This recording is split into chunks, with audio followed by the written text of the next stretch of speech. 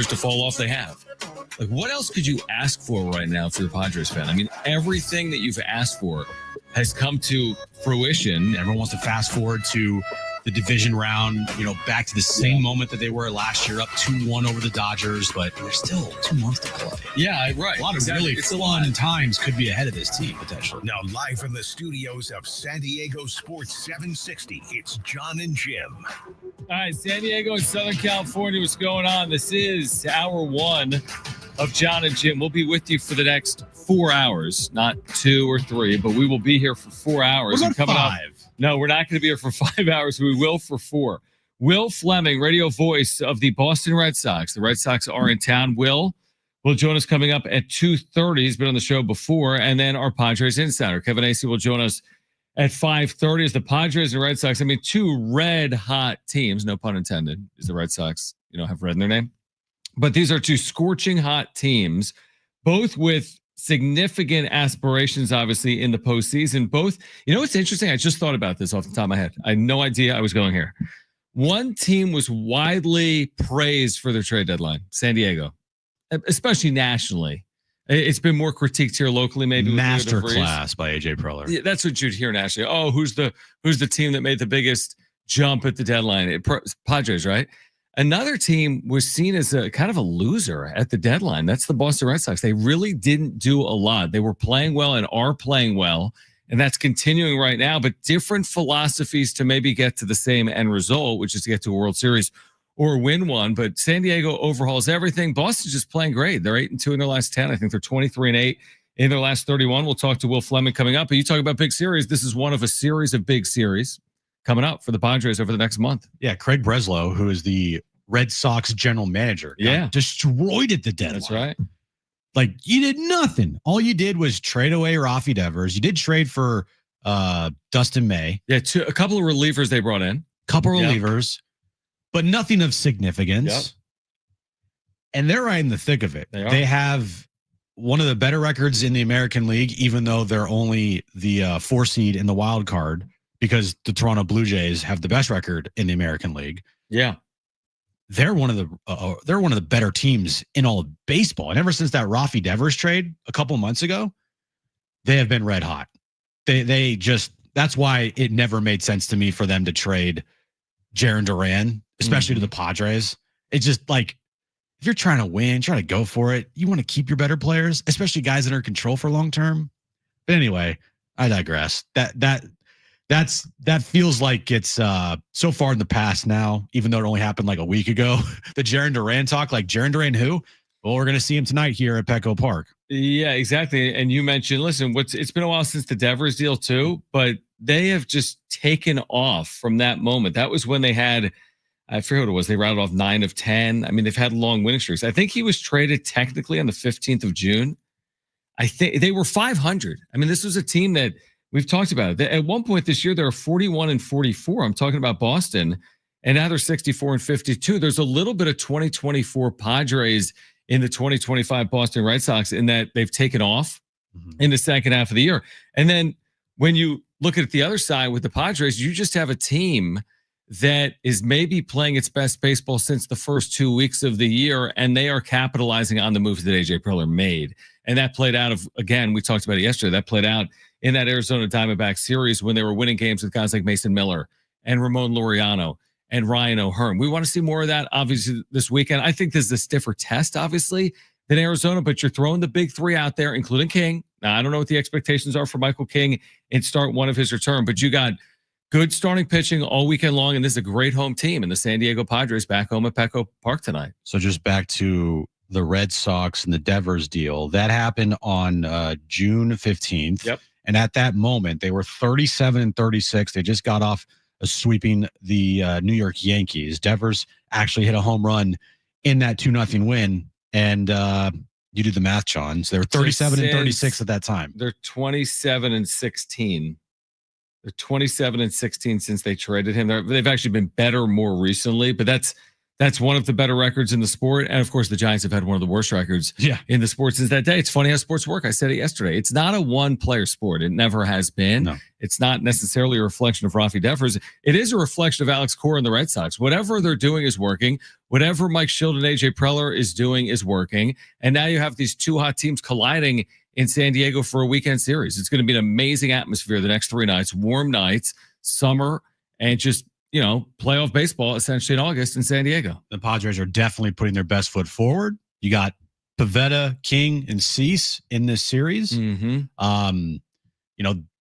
It can't be a potential playoff matchup because the only time they could meet would be in the World Series. But That's a playoff matchup.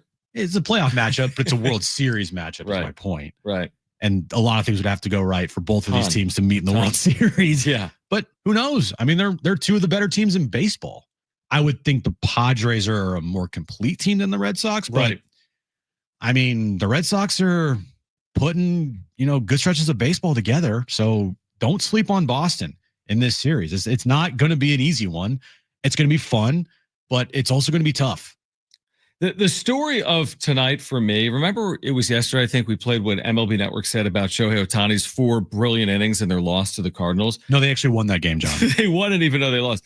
The story to me remains one of the undertold stories of the entire year in Major League Baseball. And it's a player by the name of Nick Pivetta, who was acquired, of course, by the Padres this offseason and has not only turned out to be one of the best starters in the sport, and he will get Cy Young votes. What he has done specifically at home, Give me where the he is numbers. 7-0 with a 1.99 ERA Is that good? in 12 starts, and you get into the numbers, they're even better. 44 hits allowed in 72 1/3 innings. A whip, walks and hits divided by innings of .788. I mean, it's not cliche to say he's been unhittable. 80 strikeouts to 13 walks, a 7-to-1 strikeout to walk ratio. And that's who you're relying on to start this series and get this thing off in the right direction. And like we said yesterday, you can now, objects in the rearview mirror are closer than they appear. 2 games is nothing in this division. Doesn't mean it's made up in 2 days. Doesn't mean you can't fall to 3 back or get to within 1. But 2 games is literally nothing, can be overcome in the blink of an eye in one series. The Dodgers, do they have the Blue Jays this weekend? Yes, they do. Yes, they do. Think about that. Not that the Padres have something easy. They don't. Red Sox is not easy. You could lose the series. Mm-hmm. But the Dodgers could lose this series, and the Dodgers haven't played well. So you got an opportunity this weekend, man. It doesn't get better than this. 2 back in the division, chances to gain ground, turning to Nick Pivetta, one of the best stories that nobody's talking about in Major League Baseball. Didn't you kind of feel after his very first start in a Padres uniform, which was here on, I think, a Sunday night baseball game versus the Braves? Okay, it's the 4th game of that year. I think it was it was the 4th game of the year. Mm-hmm. He goes 7 shutout, allowing 1 hit, no runs, 4 strikeouts, no walks. Remember that game? I do. And one thing specifically that I do remember from it is when he was talking, I believe Buster Olney, in the dugout, he mentioned how he just did a subtle change to his delivery, which was standing closer on the first base side of the rubber. And I just, you could tell, oh, this is different. This guy, it could have gone sideways, right? It's just one start, but he looked so good in that first start, and he has not looked back since. He has looked like that pitcher for 95% of the season. Yeah, which is incredible. And hopefully he continues it tonight because they're going to need him down the stretch. He's going to be a huge part of this team going into a postseason run. And it just goes back to me, one of the best offseason signings in baseball is the guy on the mound tonight for the Padres, and that's Nick Pivetta. And of course, the additional storyline, just to make it that much better, is Nick Pivetta, of course, was pitching with the Boston Red Sox a year ago today. And again, he had faced his former team earlier this year. I want to say when he faced the Phillies earlier this year, he used it. He said at postgame, it's always good to pitch well against the team that you used to play for. I think he was drafted by the Phillies, but he spent a long time in Boston. He spent a long time there. And last year, it just didn't work out. 6-12 overall. Okay, whatever. He's a starter. That's not the end all be all. But a 4.14 ERA. The year before, every year his ERA was over 4 in Boston. Every year. And he comes here, and this is where you kind of go down the path with Ruben Niebla and his impact, obviously on a pitcher or a staff. and he's reinvented himself. For whatever reason, he's been a completely different pitcher. Hopefully, he finishes the year with a sub-3 ERA. But I'm telling you, I remember he said something about facing the Phillies was that extra motivation. I'm sure he'll be feeling the same way tonight. Oh my gosh. Maybe there's extra motivation for the Red Sox as well against their former teammate. But that's another reason for me to circle tonight is Pivetta against the team he played for 4 or 5 years. Yeah, and the competitiveness that this guy he's has. like a bulldog, right? Oh my gosh. He reminds me a lot of Joe on the mound. Like, he is not afraid of anybody. Doesn't back down. He just goes after guys. And the attitude that he shows on the mound reminds me a lot of Joe Musgrove. I think it's a great point. So knowing that they were not going to have Joe this year, they replaced Joe with another Joe. Right. And he's been better.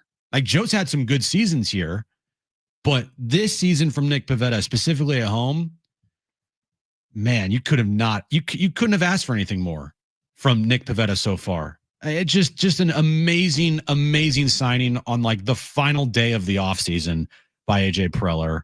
Goes into the category of just great moves that AJ has made over the last couple seasons that have all worked out.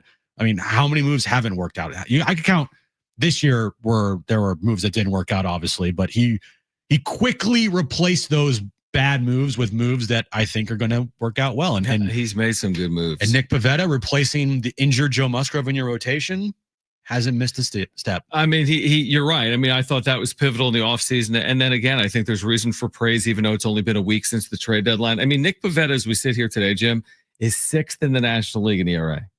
Now, so are you winning the Cy Young? No. I mean, that's a long shot for Nick Pivetta. I mean, Paul Skeens still is in the National League. He's got a sub-2 ERA, and I know he plays for a bad team, but that's not going to matter. But the point is, and you've made this point for a while, and you're spot on, he's getting votes, and he's got a chance at top 5 finish in the National League Cy Young, and he'll be back. Here's the beauty of the Pivetta signing from Preller's perspective. Yep.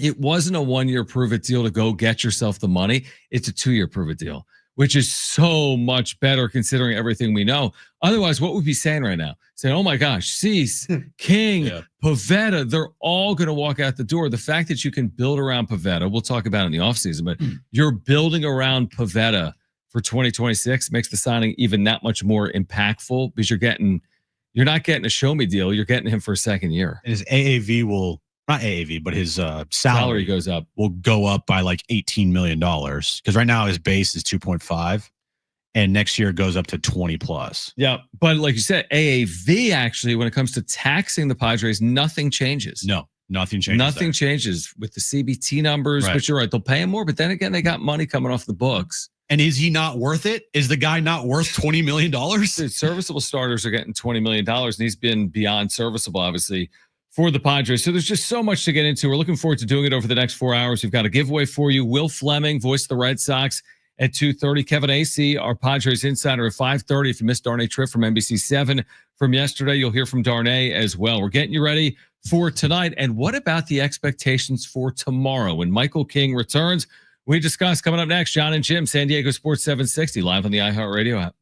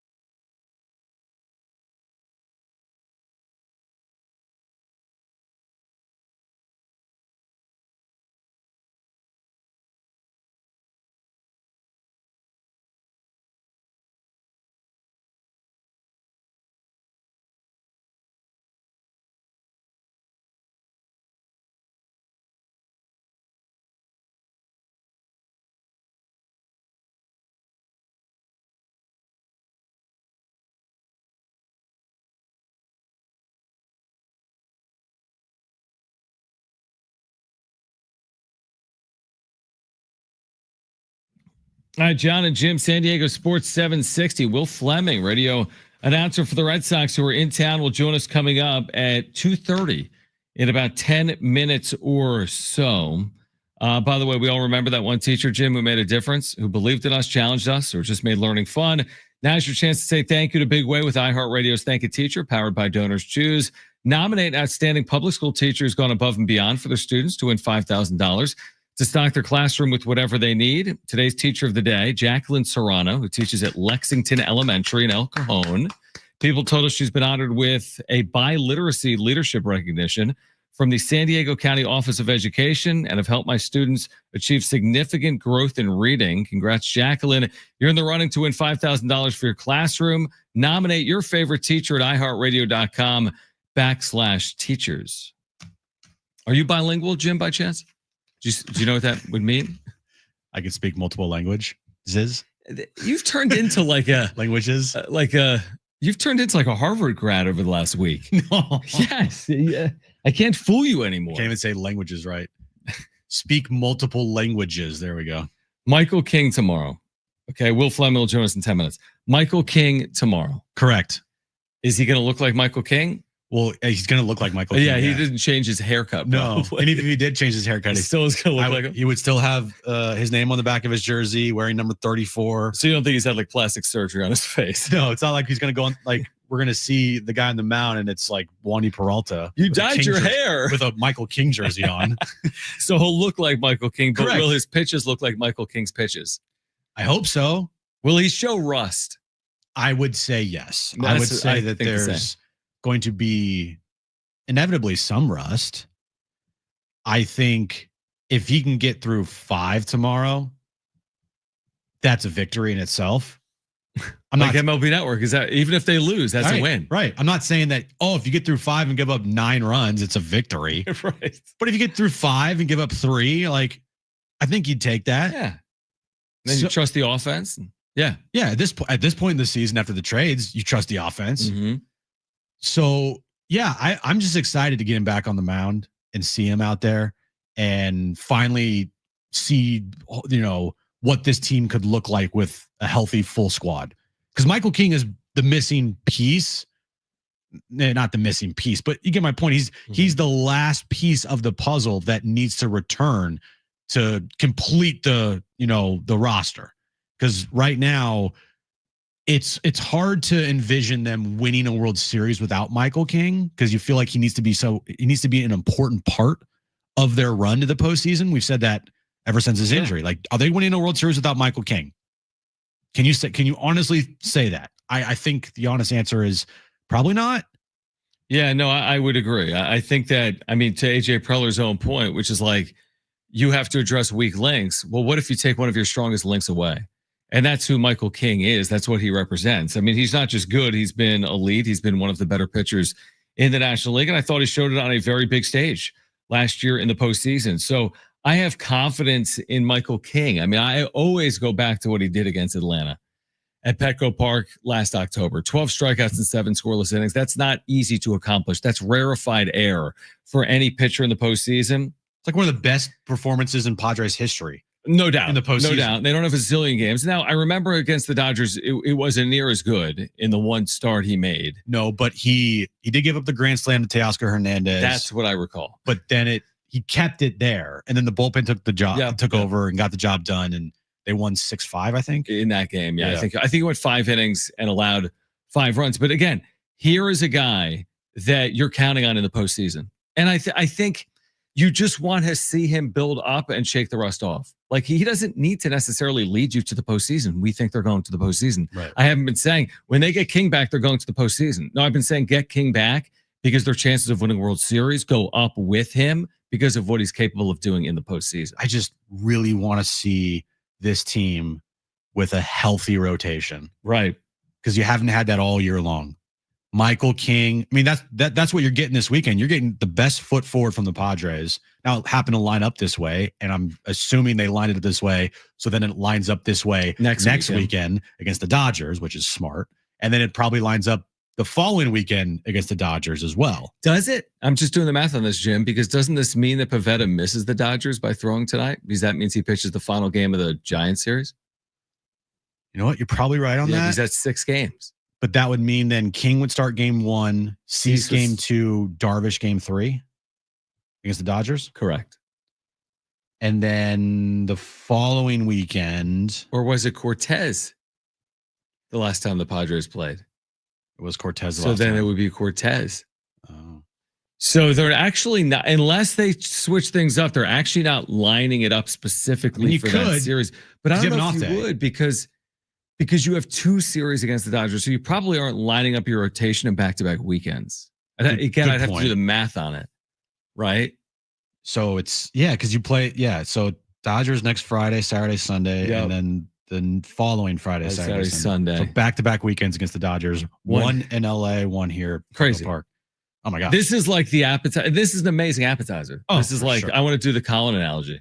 Do it. We're painting a home, and this is painted with a great color, but the color's even better the next 2 weekends. It's a dumb analogy. But like, this is an amazing What's the start. stuff? What's the stuff you put on a wall before? A primer. This is the primer. I've never painted anything in my life. I think it's the primer. You prime a wall before you. I don't know how to do it. Have you ever done that? No. Exactly. I know. I had to think about that real quick. I was like, Are you handy? I can be. Like, give me a job that you consider What do you- handy. Changing a light bulb.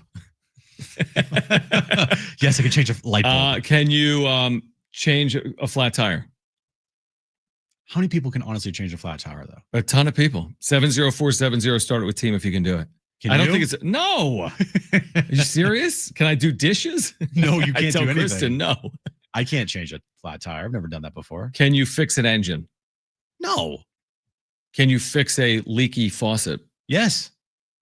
All right. You're handy. I replaced my battery a couple months ago. No, you called AAA, I thought. I did, but then I had to replace it because they didn't do it right. They didn't do it right and you did? Yeah. The whole thing was, it didn't work. Like, the battery didn't work, but it was a brand new battery. So I had to take it out. I had to Put a buy new new one in? parts and I had to put that back in Then and you're put handy. new parts on it. You're handy. Now, You know it who's took- not now, handy? It took me a long time, but I'm pretty sure I hate to label him like this way. I don't think Will Fleming is handy. I've known Will a long time. He doesn't come across to me as a guy that's handy, but he is the broadcaster for the Boston Red Sox, and he will join us on the other side, getting us ready for Red Sox Padres game 1 tonight. Voice of the Red Sox, Will Fleming, joins us next. San Diego Sports 760 and live on the iHeartRadio app.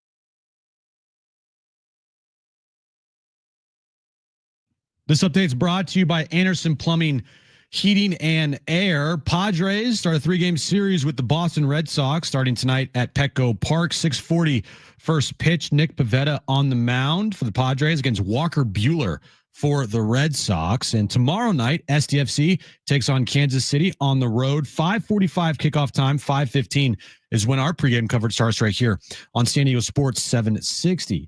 Need HVAC? This month, get 0% for 18 months on a new system. Schedule your free proposal at AndersonPHA.com. Anderson, fast, reliable, wow.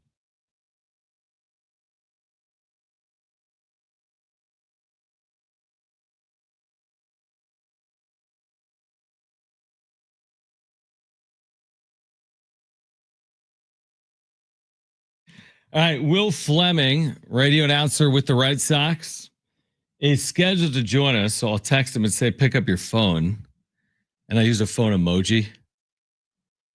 Just want to let everyone know. So Will Fleming will join us. He's an interesting story.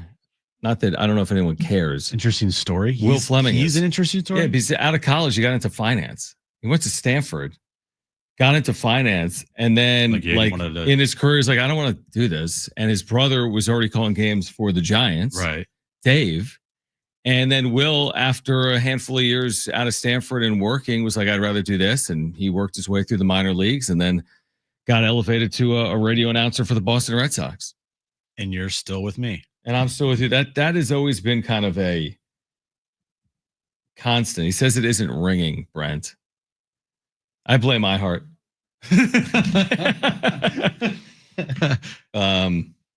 I think we're going to connect with him right now. Yeah. I think we got him. All right. So Will Fleming in town. As the Padres get ready for the Red Sox, I always blame iHeart if something goes wrong, Will, live on the show. It's our fault. It's our fault. So if the phone wasn't ringing, it's probably hard to pick up. Before we start, because again, this is a huge series. We just had a conversation about handiness. Like I'm not handy as a person, right? Like I don't even know if I could fix a light bulb. And I described you as someone that I didn't take as someone that was handy because we spent a lot of time together. I don't see you as a handy guy. Do I have that pegged correctly or not? If there's anything around my house that needs doing, I pay somebody to do it. So you nailed that. Handy, I am not. I can basically only do one thing, and I don't do all that well, which is just talk about baseball. So fun weekend, ready to get it going here with the pod. You sound exactly like John. That's exactly the same as me. We're twins. Okay, so tell us what's going on here. I mean, obviously the Red Sox are red hot. We see how the Padres have played too, but there was so much discussion here about Jarren Duran around the deadline. Duran has really played well, it appears, for the last 6 or 7 weeks. What role has he played in the success here over the last handful of weeks for the Red Sox? Yeah, I don't think you can overstate it. He's been enormous. And I do think, guys, that it was a really difficult decision facing the Red Sox as they struggled, say, a month ago. And they have too many left-handed hitting outfielders. They just inked Roman Anthony this massive extension. He's their next superstar player. But Wilyer Abreu, they have Jarren, and they got this kid, Shadon Rafaela, who's just an absolute freak in center field defensively. So they do have too many of those. And they were, I think, rightly considering adding to areas that they needed help in, like starting pitching and other things. But then they got hot, and he became sort of indispensable to what they're doing. And it's going to be a tough call in the offseason again, because I think that they'll get more calls on him, and I think they'll revisit it then. But, you know, Alex Bregman has come over to this Red Sox club and been an enormous leader. Trevor Story has gotten hot and healthy again, and he leads this club too, and Crochet on the pitching side. But in some ways, Duran is the heartbeat of this team. And he's kind of like, you know, like Merrill was last year, but, you know, the Tatis of your group, where it's speed too, which is such a different thing, where there's something about a guy, but when he hits the ground ball into the outfield, he's ripping around first and slides in head first to lead off a game into second base. That just jumpstarts a team. His teammates love him. He gets the loudest ovations of anybody at Fenway. I mean, he's just adored in our fan base. So it's a very difficult decision that faces them. I'm glad they kept him. He's been enormous. And by the way, Alex Cora also slotted him down in the order. He decided, you know what, we need him to be able to be more free on the bases. And if he's hitting ahead of Bregman and some of these other guys, he didn't run as much. So they put him in the 3-hole, and for a weekend series, he hit a couple homers and drove in like 9 runs. So He's not your typical 3-hole hitter, but he's been great down there. He's been fantastic to watch. Rarely can you say a team loses maybe their best player and they get better. When they traded away Rafi Devers, they were 37-36, and then they went on their run. What was it about that trade in particular that ended up helping the Red Sox instead of hurting them, which some people thought that it might? Yeah, it's hard to imagine that it would help them, right? But it was just a culture thing. They needed to make the move, and it's been relitigated a lot of times, but since that trade, the Red Sox have, I think, about the best record in baseball, and the Giants have one of the worst. And, the Red Sox maybe mismanaged the communication around Rafi in the offseason, but everybody in the world knew that they were looking at Bregman, and if not him, Arenado, and that Rafi, by the numbers, was the worst defensive third baseman in the game.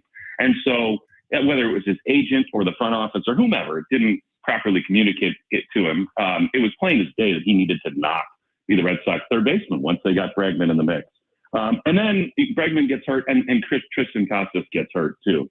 And they need both the first and third baseman, and Rafi will not play either. And the owner flies into Kansas City out of nowhere after Rafi publicly crushes the general manager in the media. This is a guy who would not talk to the media except to rip the team. And so it had to happen culturally. And it's not that short of a distance between making that move, setting the tone, and then opening up the room for other guys like Duran and Cedon and others to lead and to, set a better example culturally. So, and by the way, the defense got better. And then just the tactical side of things, the Red Sox have this roster that at that time with Devers, if he was only to be the designated hitter, it limited the time that other people could get in there. By the way, it prevented them from having Roman Anthony on the roster because of what we've already talked about. They have so many outfielders. They'd like to use the extra outfielder as the designated hitter. But if Rafi was only going to be in that spot, they couldn't have Anthony on the roster, and they'd have to sit one of Cedon or Willie Abreu or Duran. That's just not good for the team. And moreover, they got these two guys in Rob Refsnyder and Romy Gonzalez, who absolutely annihilate left-handed pitching. And when Rafi was in there, he was going to be the DH no matter what. Those guys have gotten more run. The rest of the players are in there more often, and it's worked out like dynamite for the Red Sox. That is really good insight. Will Fleming in town as the Red Sox take on the Padres tonight. Game one of a 3-game series. Obviously, a huge weekend series for both of these teams. The Padres, of course, very familiar with Walker Buehler, who starts tonight opposite Nick Pivetta. Guys like Manny Machado and Fernando Tatis Jr. have a ton of career at bats against Buehler. Has he begun to turn a corner? You look at the overall numbers; they aren't good, but it looks like maybe over the last month or so he's pitched better. Yeah, I mean, he had a really good start in Philadelphia, but it's been hit and miss for him. Yeah. I would not say he's yet turned a corner. He went down to Atlanta at the All-Star break to try to find something. I've talked to him about it. He's been pretty open about it. He is a ultimate tinkerer. The thing with Walker is that after the arm surgery, and really for a couple of years now, he just doesn't have that lightning bolt for an arm. And, any Padre fan who watched him for all those years with the Dodgers knew that was his real kryptonite, right? The be able to ride the rails, that fastball top of the zone was just awesome. And he doesn't have that now. The fastball is 91, 92, and he's trying to figure out a way to do that and live with that pitch. And it just hasn't worked. And the other thing about Buehler is that, and I'm sure the Padre hitters remember this well, when he was with the Dodgers, he had 6, 7, 8 pitches that all worked well. So you got into the batter's box and you had no idea what was coming. But now the Red Sox believe that since he doesn't throw as hard, he sometimes gets in his own head and tries to throw too many pitches too often. And they want him to try to kind of hone in on 2 or 3 and, work on those and get it going. But he gets in way too many deep counts and then falls behind and gives up damage. It's on paper tonight is a bad matchup for the Red Sox. We from afar have all known what Nick Pavetta's been doing. I sort of have a hunch that it might not go great for Nick tonight. Just kind of, intuition of watching him all these times, like in big spots against Toronto and New York in his career. He had some awesome starts for the Red Sox, but there were some where the emotions got the better part of him. You guys have seen Pivetta, right? I mean, he's an absolute maniac on the mound. But I think that could maybe work against him tonight, just looking into that other dugout and into the batter's box and seeing so many former teammates. But on paper, anyway, it's not a good matchup for the Red Sox here in San Diego. as hot as the Sox have been, and they have. I mean, and they've been so much fun to watch. You come in here against a hot Padre team, and then you go to Houston, a team you swept at your place, who's looking for some revenge. These 6 games, I mean, for me, guys, if the Red Sox were able to kind of just go 500 on this road trip, that would be a huge victory in just the way it works in baseball on the road. And that's not what they're thinking, given how hot they've been, but that's sure how I'm thinking. And that certainly starts with the pitching advantage the Padres have tonight. Yeah, and back to Nick Pivetta. I mean, he's had a fantastic year. One could argue he's one of the best pickups in the offseason. He's going to get Cy Young votes this year if he continues to pitch this way. Been in Boston for most of his career. When you were, calling his games and watching him every 5th day, like, did you see this in Nick Pivetta? Like, what did you see in Nick Pivetta that could lead you down the path of like, oh yeah, he could be this guy, which he is this year for the Padres? Nothing. I mean, no, that's not. So I would say that the thing about Nick was there were always nights when he looked like the best pitcher in the game. He'd have like 4 or 5 of those a year. And then almost inevitably he would have a blow up game. And he really hasn't had that with the Padres. And that's what's been surprising to me. Now the Red Sox, if you look at it, I mean, they had a Baldy, they had this guy, they had Chris Sale, they had Michael Wacha, and they moved on from those people. And they're now desperate for starting pitching depth. So, I mean, there are some questions to be asked about what's going on in terms of evaluating older pitchers and being unwilling to commit to them. But I did not at the time fault the Red Sox at all for not extending Nick Pivetta. I mean, they gave him a qualifying offer. It went right down to the end in the spring training until he got the offer that he did from the Padres. And obviously it's a credit to San Diego because, my God, he's unlocked something. Whatever it is, whatever they've changed with him has really clicked something. But there would be nights when, he'd go 1, 2, 3 in the first inning and go sit in the dugout and like slam the top of the cooler with his glove because he was pissed off about something. Yeah. And obviously from afar, I don't watch all of his starts. Maybe he's curtailed a little bit of that stuff. Certainly the pitch mix seems a little bit different and better. I'm happy for him, but this is one where I cannot fault the Red Sox at all for not making a long-term investment in him. Will, one more before you go, just on Xander, who has been mired in a bit of a Padres long slump, right? He's been widely criticized here throughout his first 2+ years, but he has turned his season around. We'll see about his contract around. He's turned his season around over the last couple of months. What's it been like from your seat to watch some of his struggles from afar and now see him actually put it together? I don't know if he's playing like he did in Boston, but he's playing like a player closer to Boston than he was earlier in his Padres career. Yeah, he is. And he'll never be the guy he was in Boston. He's older now, right? Yeah. He's a different player.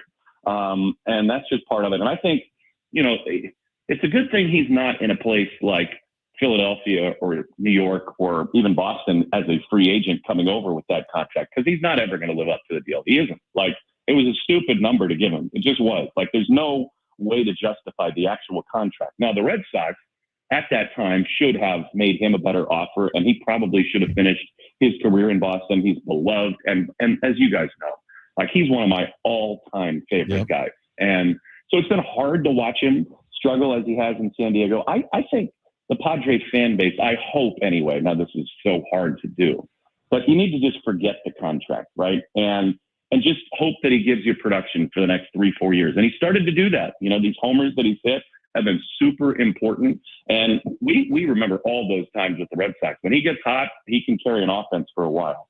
And the thing about here, this very well, he doesn't need to be the dude. There are a lot of guys in that order that can protect him. And if he goes cold, Padres can still win. So I think it's a really good setup for him. I hope the fans can kind of move on from the contract.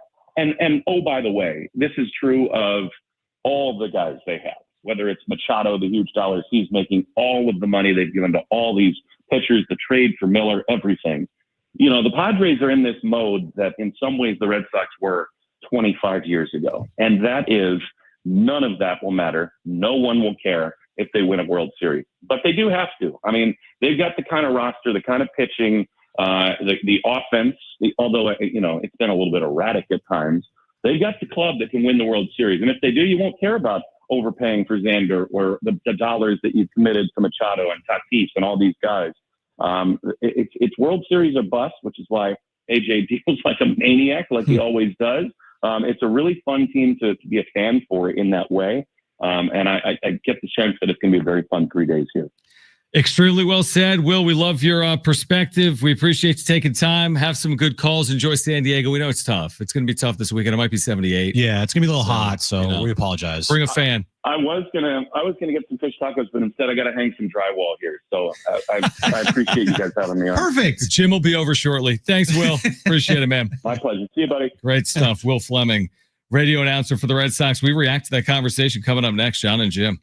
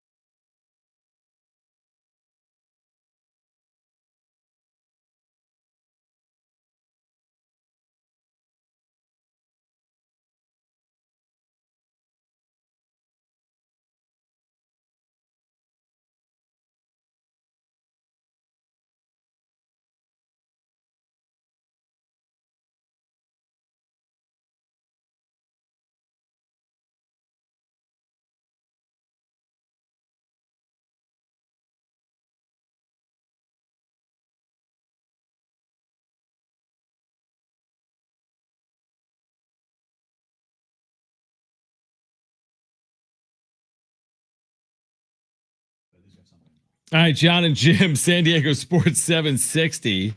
Kevin Acee at 5:30. If you missed Darnay Trip, NBC 7 from yesterday, you'll hear him coming up at 3:30. Really good conversation with Will Fleming, who's got the perspective of having been on the call when Xander Bogaerts was at his best in Boston. Also, of course, called a lot of games from Nick Pivetta, who spent 5 years in Boston as well. I just like his insight in general. I mean, he was very, I think, transparent on Rafi Devers' time in Boston, the way it ended. I mean, it did not end well. And again, from afar, we do this all the time in sports. Like, how do you take this productivity and replace it? And then the way he told us, like, he's actually limiting other players from playing because he wasn't very flexible. He's DHing. He doesn't have position flexibility. He, wasn't necessarily aligned with the Red Sox vision for the organization. And like, you see it on the other side. Maybe some of it makes more sense now. I'm also pretty sure that he called us soft without calling us soft. Me and you? Me and you are soft. No, well, yes, we're soft, but I meant like the media. And I get it. He said, Xander Bogaerts is lucky he didn't go to Philadelphia or New York. Because he would just be vilified? Oh, he would be destroyed there. You think we're tough on Xander Bogaerts? No, I don't. That's the thing. I think some people fair. think we're tough on him. Right. That's my point is if you think that we're tough on Padres players that struggle or get paid a bunch of money and don't produce, you've never been to Philadelphia or Boston and listened to sports talk radio there. I think his point, yeah, I agree. I mean, I think his point is right. And I am able to separate the two. Like at some point, you got to get away from the contract because he's a player on a team and the team either wins or the team either loses. Is he helping your team win? Yes. It's again, the path I always go down. The two things can be true. It's a bad contract, but that doesn't mean he can't help you win. And the point Will made, how many times have you heard me say, is anyone going to care if they win a World Series and you overpaid for Bogaerts? No. On the float, or you'd be like, the 280 is still an over. No one's going to be caring on the float. You're not worth your contract. Nobody's going to say it. No one will ever say it ever again. So it happens throughout the course of baseball history and sports history. Guys are in the midst of not great contracts, but they win at a high level. If he can help you get where you need to get, then who cares about the contract? And I do think that 3 years into an 11-year deal, we kind of have to get away from the contract. It was signed. The player that he is no longer. So what are we going to do? What are we going to do about it? We just go watch him play and see if he can help this team. It's the same thought process about trading prospects. Like if Mason Miller is on a float down Market Street, is anybody going to be saying, we wish you were Leo DeVries? That's a great point. No. Like banners fly forever. Trophies greater than prospects. Mm-hmm. There's a lot of work to be done to get that trophy here in San Diego, but that's the thought process around, trading prospects for players to help your team win now. And the Xander thing, yeah, we've talked about it 100 times on this show about the contract. And it is hard when you watch it every day to remove the contract from the player, because a lot of times over the last couple of years, AJ hasn't been able to go out and make free agent signings essentially because of the contract. Mm-hmm. Now, AJ's done a fantastic job to maneuver around that contract and be very creative and get players here for, $1 million or make a bunch of trades and have the other team pay for those players and still build around, the core pieces of this team when he doesn't have enough money to go out in free agency. Right. And honestly, maybe that's better, because if he did have a bunch of money, maybe he would screw it up. And he would go out and spend money on a bunch of guys like Eric Hosmer's of the world.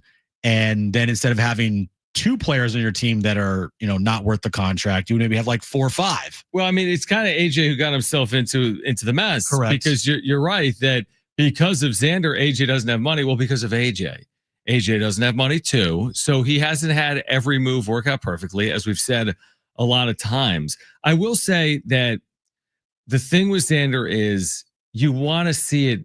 I mean, you can't imagine a world where it just was a complete fall on your face for all 3, 4, 5 of these years, and they actually did part ways and they did owe him all this money. They can't have that. So that's why I recognize / appreciate the last 2 months, because what the 2 months has shown me is they can live with this, right? They can actually perform with this, and this will buy him a fifth and a sixth and a seventh year, hopefully. I mean, we were talking 2 months ago about what do they do in the offseason with Xander Bogaerts. He has 200 million. Yeah. That conversation has quieted a ton. For sure. He's going to be here. He's likely starting in the middle of their infield next year, and it'll be a conversation for another day. But I get it. It's hard to separate from the contract. Yeah, and all the credit to Xander Bogaerts for turning his season around, because it was as low as it could get. It was awful. It was bad. It was bad. And to where we're having those conversations of, I mean, we're even asking Kevin, like, hey, are they gonna have to eat this contract? Because this is awful. And to Xander's credit, whatever he did, it's working. And just keep doing what you're doing, Xander, because what you're doing right now is exactly what the Padres need from you. Could you be better with runners in scoring position? Yeah. But you know what? Like, I will even acknowledge, even with him being awful with runners in scoring position, he is doing everything else possible to help this team out and win games. And it's like, I'll go back to, what's the alternative? The alternative is the guy that hit 220 with an OPS of 600. This is much better, even if he's not hitting with runners in scoring position still, than the 220, 600 OPS guy. Like, infinitely better. Infinitely. And it's helping the team win. And like Will said, and all of this, everything we're saying, and I agree with what Will said. It's still like World Series or bust. Like, everything's great right now, and they're playing great baseball. But like, if it ends by losing, it likely might not be good enough for most Padres fans. All right, we'll continue the conversation coming up on the other side. Darnay Trip, NBC 7 at 3:30. If you missed him yesterday, coming up later on the show today, Kevin Acee, our Padres Insider, gets us ready for tonight. Red Sox and Padres game 1. He'll join us at 5:30. Hour 2 of Jon and Jim on San Diego Sports 760 and live on the iHeartRadio app is next.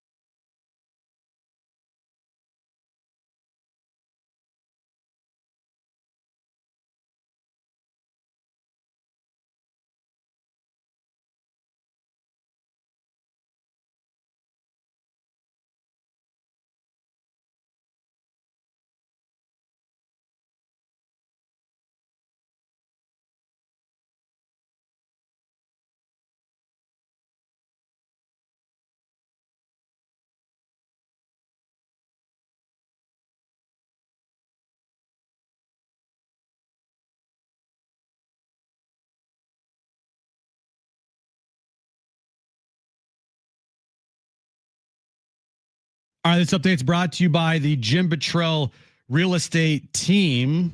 This just in, according to the Real Shams, opening night of the 2025-2026 NBA season will be on NBC on October 21st. The season will kick off with a matchup between the Houston Rockets and the Oklahoma City Thunder. Game following that on opening night will be the Warriors at the Los Angeles Lakers. Padres and Red Sox, they start a 3-game series tonight at Petco Park. Nick Pivetta on the mound versus his old team for the Padres, and Walker Buehler on the mound for the Red Sox. And then tomorrow night, SDFC takes on Kansas City on the road. 5:45 kickoff, 5:15 pregame. Listen to the match right here on your home of SDFC, San Diego Sports 760. Would you like to know what your home would sell for today? Get a simple text message with your home's value by texting your address to 855-600-6000. You'll get no phone call, just a text. Jim Buttrell has the buyer. Simply text your address to 855-600-6000.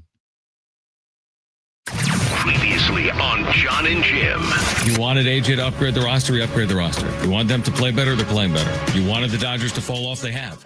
Like, what else could you ask for right now if you're a Padres fan? I mean, everything that you've asked for has come to fruition. Everyone wants to fast forward to the division round, back to the same moment that they were last year, up 2-1 over the Dodgers, but there's still 2 months to play. Yeah, right. A lot of really fun times could be ahead of this team, potentially. Now, live from the studios of San Diego Sports 760, it's Jon and Jim. All right, San Diego and Southern California, what's going on? This is hour 2 of Jon and Jim. You'll hear from Darnay Trip, NBC 7 at 3:30. Kevin Acee, our Padres Insider at 5:30. Padres Red Sox coming up at 6:40. I was just going to say, if Darnay was listening to us, if he ever does, he might be like, wait, what? Well, no, here's the thing. Once you come on the show, you've handed away all of your rights to like your name, image, and likeness. We can use your interview in any capacity. We could play this interview for forever. I want to play this like 2029. We sat down with Darnay in 2025. Well, what I meant was if he didn't realize we were playing back his interview yesterday, he might think that he's coming on the show today. He's not listening. I know. That's what I said. If he was listening, which he doesn't. No, he does. He does listen occasionally, but I trust that he's not listening right now. He only listens selectively, very selectively. That's exactly right. What I wanted to say was the Padres lineup is out, and guess who has returned tonight for the San Diego Padres? Elias Diaz. After a one-day hiatus, Fernando Tatis Jr., who did not play Wednesday. Really, one of 2 scheduled off days, I think, for Tatis this year. He is back in right field, leading off for the Padres. They did win without him. And you're right, Elias Diaz is in the lineup as well for the Padres. Also, Ryan O'Hearn, who had that game-tying home run, is in the lineup. And, of course, Ramon Laureano has had a terrific week or so for the Padres. So, Tatis back. Now, you have made a proclamation. I have. You have predicted that Tatis tonight will do what? I think Will Fleming is on my side here. He said that is a bad matchup tonight for Walker Buehler and the Red Sox. Right. Yeah. Part of that bad matchup is what Fernando Tatis Jr. has done lifetime off of Walker Buehler, which is 4 homers, 300 average, over a 1,000 OPS. Last time he faced Walker Buehler was in Game 3 of the NLDS last year. We all remember what Tatis did. I mean, just one of the most iconic. I mean, just that home run is go watch it back. He gives you chills, even though they lost the series, but they won the game, which is good. Should I watch it back? Dude, that home run was so sick. I don't like watching things when the end result isn't great. Like, like you said. Well, they won the game. I know, but they lost the series. I know. It's hard for me to go back at like that. I get it. Yeah. And I'm actually like, every time I watch that home run, and I've watched it a good amount, I get mad, not because the Padres lost that series, right? And we weren't able to cover a team potentially going on to a World Series. It's, if you remember, we were downtown, downtown at, where were we last year? We would have been. You're drawing a blank too. Downtown. What bar was Naughty it? Barrel? The Naughty Barrel. I'm so sorry, guys. Naughty Barrel. And do you remember what I did? No. Let me wait. Oh yeah, you bought a ticket to the game, but then like the ticket didn't get ordered to your phone or something. Yeah, I bought 2 tickets. It was like $250 because we were waiting until like the last second for prices to drop. Why didn't you just use a credential? Because they didn't give me one. But I was going to go there. And so I had Aaron like drive down. That's right. And then she had to drive back to like let Bentley out or feed Bentley or something. And then she drove back, got an Uber. And as soon as she got there, it was like 15 minutes to game time and the tickets wouldn't download on my phone. And I'm over at Petco Park trying to get these tickets to download on the phone with, I think, like Ticketmaster or something. Was this game 3 or game 4? No, it was game 3. Because I remember, because I was outside of Petco Park and we were watching the game at a bar and the entire stadium erupted. Yeah. And on the television, we didn't know. 15 seconds later. Tatis is still at the plate. And we're like, oh, what happened? I wonder if he strikes out. And so, like, it was just, I was so mad because I wanted to go to that game so bad, just as a fan. Like, save $500. I did.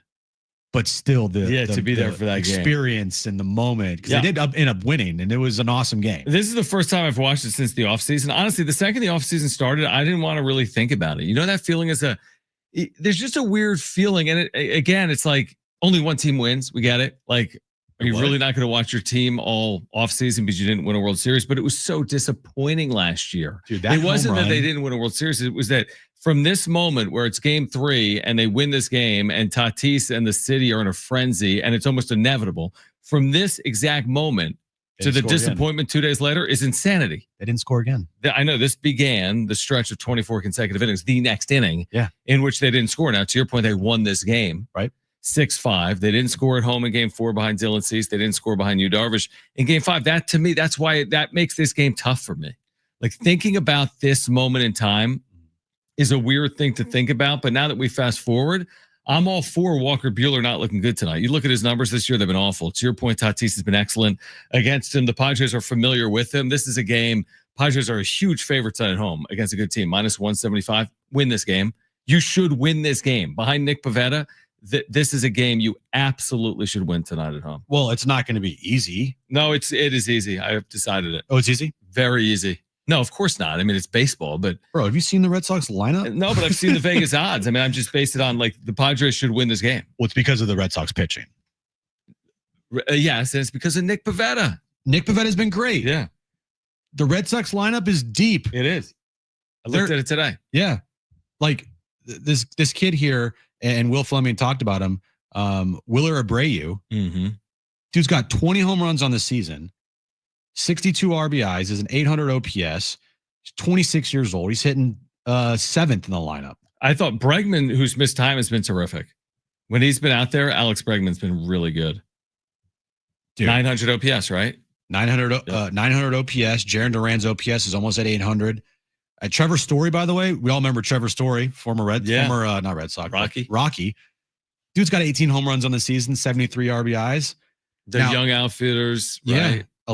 Rafaela, like a lot of it has to do, I think, with the ballpark they play in. Fenway is a bandbox and the Green Monster. So, but still, it is going to be a tough task tonight for Nick Pivetta. I agree. Even though I think the Padres are in a good position tonight, as Will Fleming said, the matchup wise is not a good matchup for Walker Buehler against this Padres lineup now. That's the thing. Exactly. It's like, do you trust Pivetta at home or do you trust Buehler on the road against this Padres lineup that has improved? It's not just Ramon Laureano. Like the lineup, Xander Bogaerts has improved. Luis Arraez recently had a 16-game hitting streak. So, and by the way, this is the one you circle because tomorrow you don't know what you get with Michael King.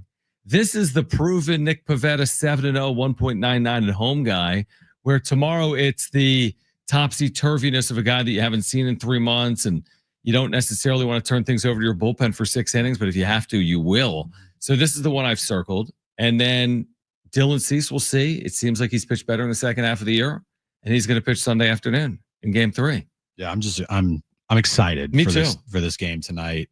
I'm excited to see what Tatis looks like after a couple days off. Now, yesterday was a scheduled off day. No, but you're right. Everybody days off. But, like the true form of an off day on Wednesday, didn't even dress. He wasn't even in a jersey. Yeah, so he wasn't never going to go in that game no matter what. And I want to see if a couple days off really helps him. And one thing I want to ask Kevin is we're going to have him on later in the show today. It's going to be a weird question. Like, does Tatis have a stamina issue? And what I mean by that, I know it's a dumb question. Dumb question. I love how we've asked him a different question that all results in the same question, which is like, why is Tatis not Tatis? I know it's a stupid question, but the thing we were talking about yesterday is if you look at his career, when he has time off and he comes back, he's really good. Off injury, yeah. Off of injury. Now, you would say, well, what about 2023, Jim? He didn't start out that season red hot and he had a whole year and a half off. Well, he was recovering from shoulder surgery. I said it. And also wrist surgery and a PED suspension. Mm-hmm. So that year was just a wash. But what happened last year? You know, he started out well, not like hot like he did this year. And then he kind of, because the fractured leg, and then he came back and he was on fire. Started this season on fire. Gets into the grind of the year and you see him and he doesn't look like he is fully energized. Now, a couple days off to see if he can look like an energized Tatis this weekend. I mean, at some point, you kind of just have to. I mean, how can I continue to have this conversation? Like, if he doesn't hit this weekend, then what? Well, maybe it's like never ending. I got nothing then. Yeah, I'm like, we are out I got of nothing. It. I need the story to change for the betterment of our talking points. I just am asking for one weekend with 5 hits and a home run or 2. Like, that's what I'm asking for, to change the story. I'm tired of the story. Well, he's on base, he walks, but he doesn't hit for power, and what's wrong? I mean, I'll continue to talk about it if that's what plays out, but like, dude, you got to turn this around. Most players over 162, look at Xander Bogaerts. Most players over 162 will have a turnaround. Good players will slump, but good players are going to turn it around eventually. And that's what I'm asking for out of Tatis. Turn it around, man. It's time. A 2-homer night would be nice because then it would shut a lot of people up for a while. Didn't I say his last 2-homer night was before his suspension? Is that right? Or has he had one since suspension? Maybe one. Good question. I can't remember. That's the thing. Yeah, I think he's had. Did he hit 2 against the Cubs last year in April? In that comeback? I think he may have. The 8-0 down? 8-run comeback? I think he may have. Potentially. I could be wrong, but just go change the narrative. We've said the numbers all of the numbers we've laid out to you. We've laid them out. And that proves that his power numbers have dramatically dipped post-surgery and PED suspension. But like, same thing with Xander. I don't want to do it, right? As Will said. Well, no, not same thing with Xander, because I think the narrative has completely changed. Well, no. Hear me out.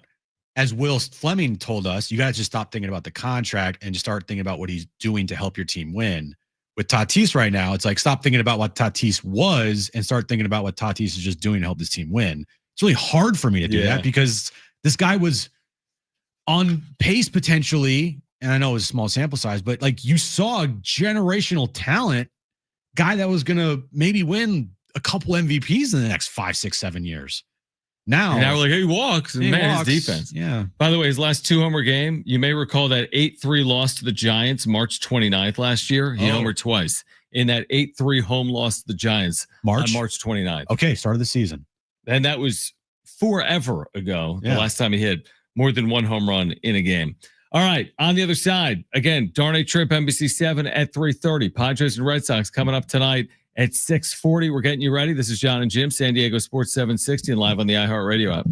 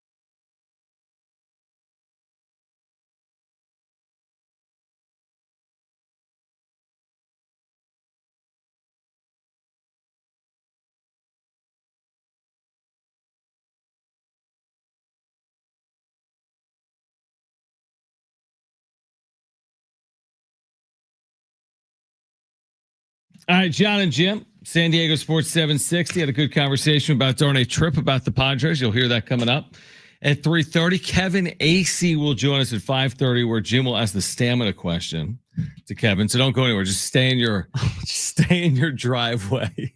You know what? For the next 2:10. I honestly think you may have asked that, by the way, on Wednesday. I think you asked it without using the word stamina.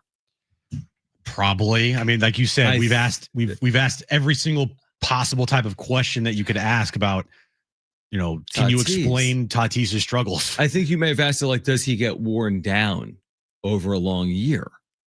And I'm not sure. I'll actually maybe pull it up. I think you maybe you didn't. I mean, probably. You and I talk about these topics, so I forget sometimes if we talk to Kevin about the same topic. Oh, bro, I forget what we talked about with Will Fleming. I know that's the thing that makes it hard. Because sometimes we'll have Kevin on 3 times in a week, and then we probably ask him the same thing. But it's hard to remember who you're talking to about these topics. But anyway, Darnay Trip at 3:30. We're going to switch gears for a moment. NBA's opening night schedule is out. Yes, it's a doubleheader. Now remember, Scams had a tweet a week ago, not Shams, but his parody account Scams.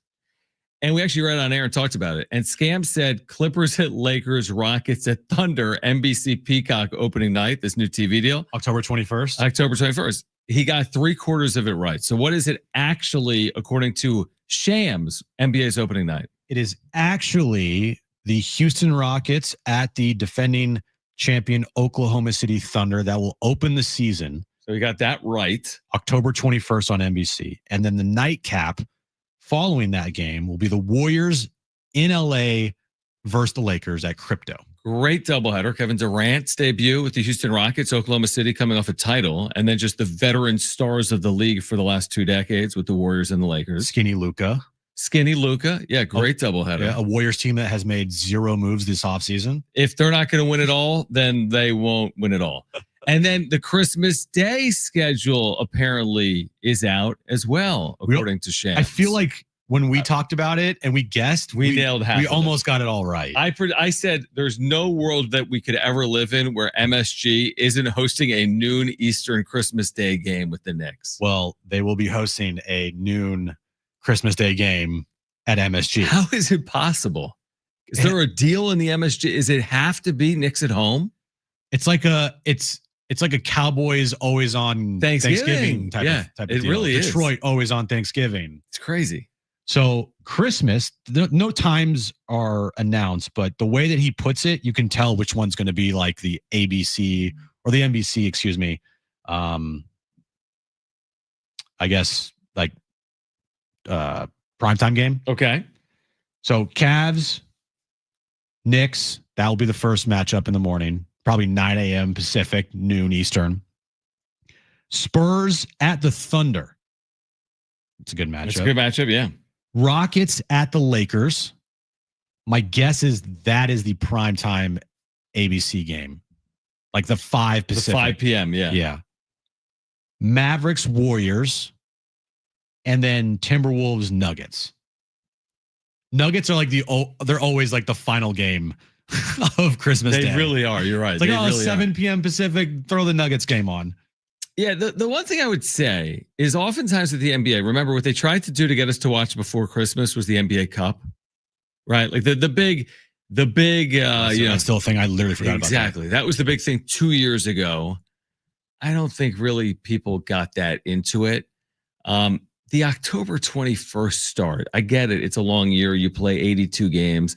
October 21st, Jim, is literally in the World Series and during like week 10 of the NFL. Like, I mean, it's not the ideal start, is what I was saying. Now, I don't know what you could do about that, but you're honestly, you're in the World Series or maybe the Championship Series at Game 6, and then you're in the NFL calendar. I don't know what day of the week that is. I'm assuming a Tuesday or Wednesday. Christmas? No, the start of the season, October 21st. Oh, 21st? Yeah. There's no way it goes up against the NFL, for example. It's on a Tuesday. Tuesday. You have to do Tuesday. Have to. Because you can't do Monday. You can't do Thursday. No. You can't do college football Saturday. So Friday, no. They run into so much. Like, don't you feel that way sometimes? And I was getting into, by the time the postseason rolls around, it's good theater, but I just feel like October 21st, it's hard to get people's attention. Yeah, but they will have the sports day to themselves. True. Maybe because there will be postseason. Could be like playoff game games. 7 of the National League Championship Series. You're right. And I have to look at the baseball schedule if that's even I don't think it's released out yet. One thing that I think that they did mess up on here on Christmas Day. How do you not have the Mavs play the Lakers on Christmas Day and then the Rockets play the Warriors? Like it's set up perfectly for you. Yeah, really good point. Like that's the matchups they messed up. Now, again, I think the matchups are all great, but it just makes more sense. Mavs, Lakers, Rockets, Warriors. Now you do have the Klay Thompson factor with the Mavericks and the Warriors component, but you also had the KD Warriors component as well as they face off against each other. The Rockets and the Warriors last postseason went 7 games. Luka and the Mavs, we all know that. Right. AD. Yeah, listen, here's what I would say. They have no bad matchups. Here's what I would say. People, I mean, they used to have the sports calendar to themselves on Christmas Day, and that no longer exists because how the NFL has taken. What day of the week is it this year? Is the NFL playing games on Christmas Day? Oh yeah, Thursday. Yes, that's the thing. It's like, I mean, it's good luck. It's exactly like the October 21st thing is good luck. Christmas Day truly is good luck. All right, Darnay Trip, NBC7 on the Padres on the other side. Their post-deadline look. Darnay Trip, friend of the show, coming up on the other side. Kevin Acee at 5:30. We're here until 6 p.m. Getting you ready for Padres and Red Sox. This is Jon and Jim. San Diego Sports 760 live on the iHeartRadio app.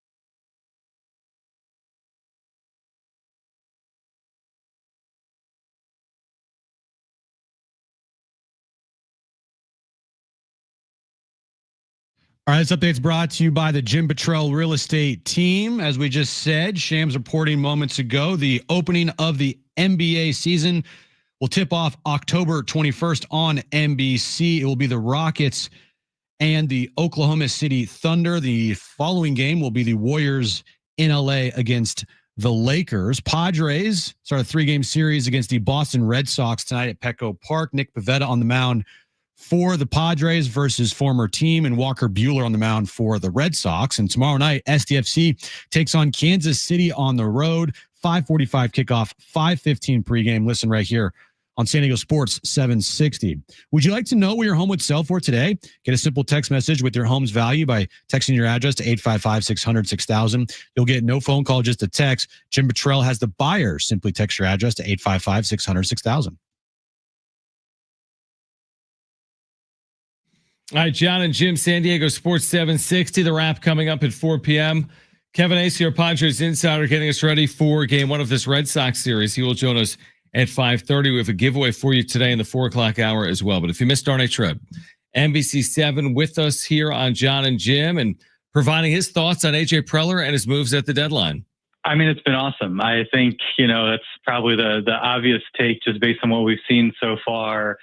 Good for Mason Miller having the bounce back performance he had last night. He's, the prize, I think, of the deadline. At least that's what we imagined initially. But Ramon Laureano, the impact that he has had, O'Hearn, not as many at-bats as I think we would have liked at this point, but obviously having an impact yesterday. Freddie Fermin looks like a guy that I think many of us would be happy to have behind the plate for a number of years now. And like you said, to do it with financial constraints, to do it without dealing Dylan Cease or Robert Suarez was super impressive. And, he, I think, had the right touch in this case. He went for some star power in Mason Miller, but really just, building out the roster, filling in some of the holes, patching up some of the weak spots. Like you said, championship teams don't have weak links. You look at the team, it doesn't really seem to have any weak links right now. And Derek and I just did an episode of On Fire, and one of the things we talked about is this or will it go down as A.J. Preller's best trade deadline? I think it has to be this or getting Juan Soto and Josh Hader. And I think that one is kind of based on just the big name recognition that comes with those two stars. But I think there's a good chance when all is said and done and we look back on this with a little bit of hindsight, we feel like, all right, this is probably the better one just based on what they did or didn't give up and the way they really met the needs of this particular team and made the roster so much better with some really savvy moves. So being as close as they are now to the Dodgers, just 2 games back, and they still have 6 games remaining against them. We were just talking about this. What's the level of disappointment you would have if they end up not winning the division now? I don't know if I'd have any disappointment in them not winning the division. Obviously, that's what you want for this team. You want them to do that. It's certainly been a while, and so that would be very, very exciting. But you're still talking about a really talented Dodgers team that just has a way of playing good baseball down the stretch, which we saw last year. I mean, last year we were talking about the rotation being dinged up and the bullpen wasn't very good. And then we saw what we saw come October. They still got plenty of star power. They've got the pedigree and all that.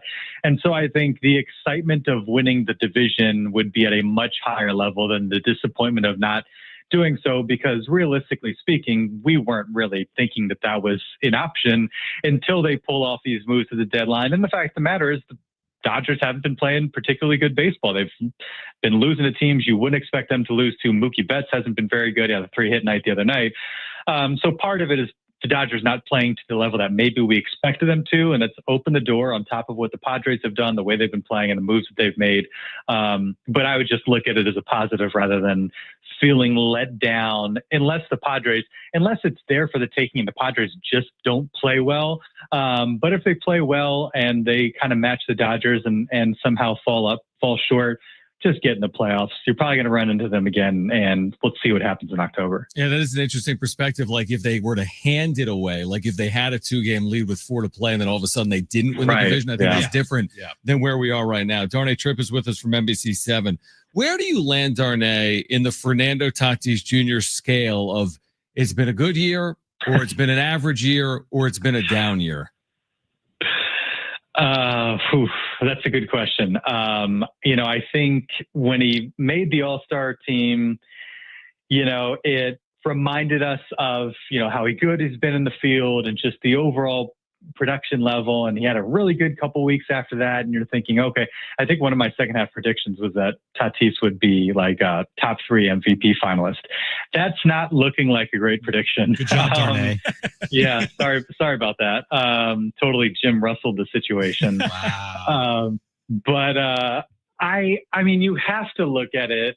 Because again, it's like, if we're using the sliding scale at all, that probably means it's been an underwhelming season, right? If we're having to be like, but the stolen bases, but, a Gold Glove or Platinum Glove type season, we're probably doing that because he hasn't hit 30 homers yet. And he doesn't have an OPS over 9 or 950 or what have you. And he just hasn't had that look. I mean, Jim, you tweeted, was it been 4 homers since early May or something like that? Yeah. It's just not what we expect from the guy. And we see so many at-bats that just end. And I haven't looked at his, hard versus weak contact numbers in a while, but it feels like there's been a lot of weak contacts lately. And so it's been discouraging. We know, though, it's just like the flip of a switch, and all of a sudden you're seeing this like supersonic talent, and hopefully that comes at some point. But going back to these deadline moves, there are a lot of people that said, well, if Tatis isn't right, this team isn't going anywhere. Now, I think you look at it and you say, okay, if you have a Tatis who's like a 120 or 125, OPS plus, WRC plus type guy, probably not going to win you an MVP, but that might be enough with this lineup for this team to really go somewhere. Of the new players that were acquired by AJ here at the trade deadline, who's the one guy that you see will be the most impactful for this team here in the second half? Oh, that's a great. Have you guys answered this question, or are you just making me answer it? I think we did answer it maybe the day of the deadline. I don't remember. We don't remember, though. Anything we say here, we don't remember. I forget everything I say. Good job, guys. I'm debating between Laureano and Mason Miller. Mm-hmm. I think, we know the importance of a bullpen.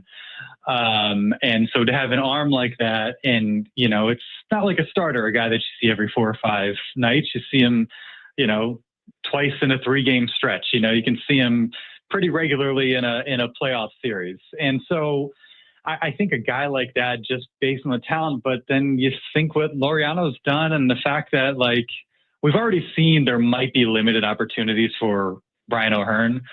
That's not the case for Ramon Laureano. I mean, he is an everyday type left fielder. That's been tremendous. Defensively, he's really good.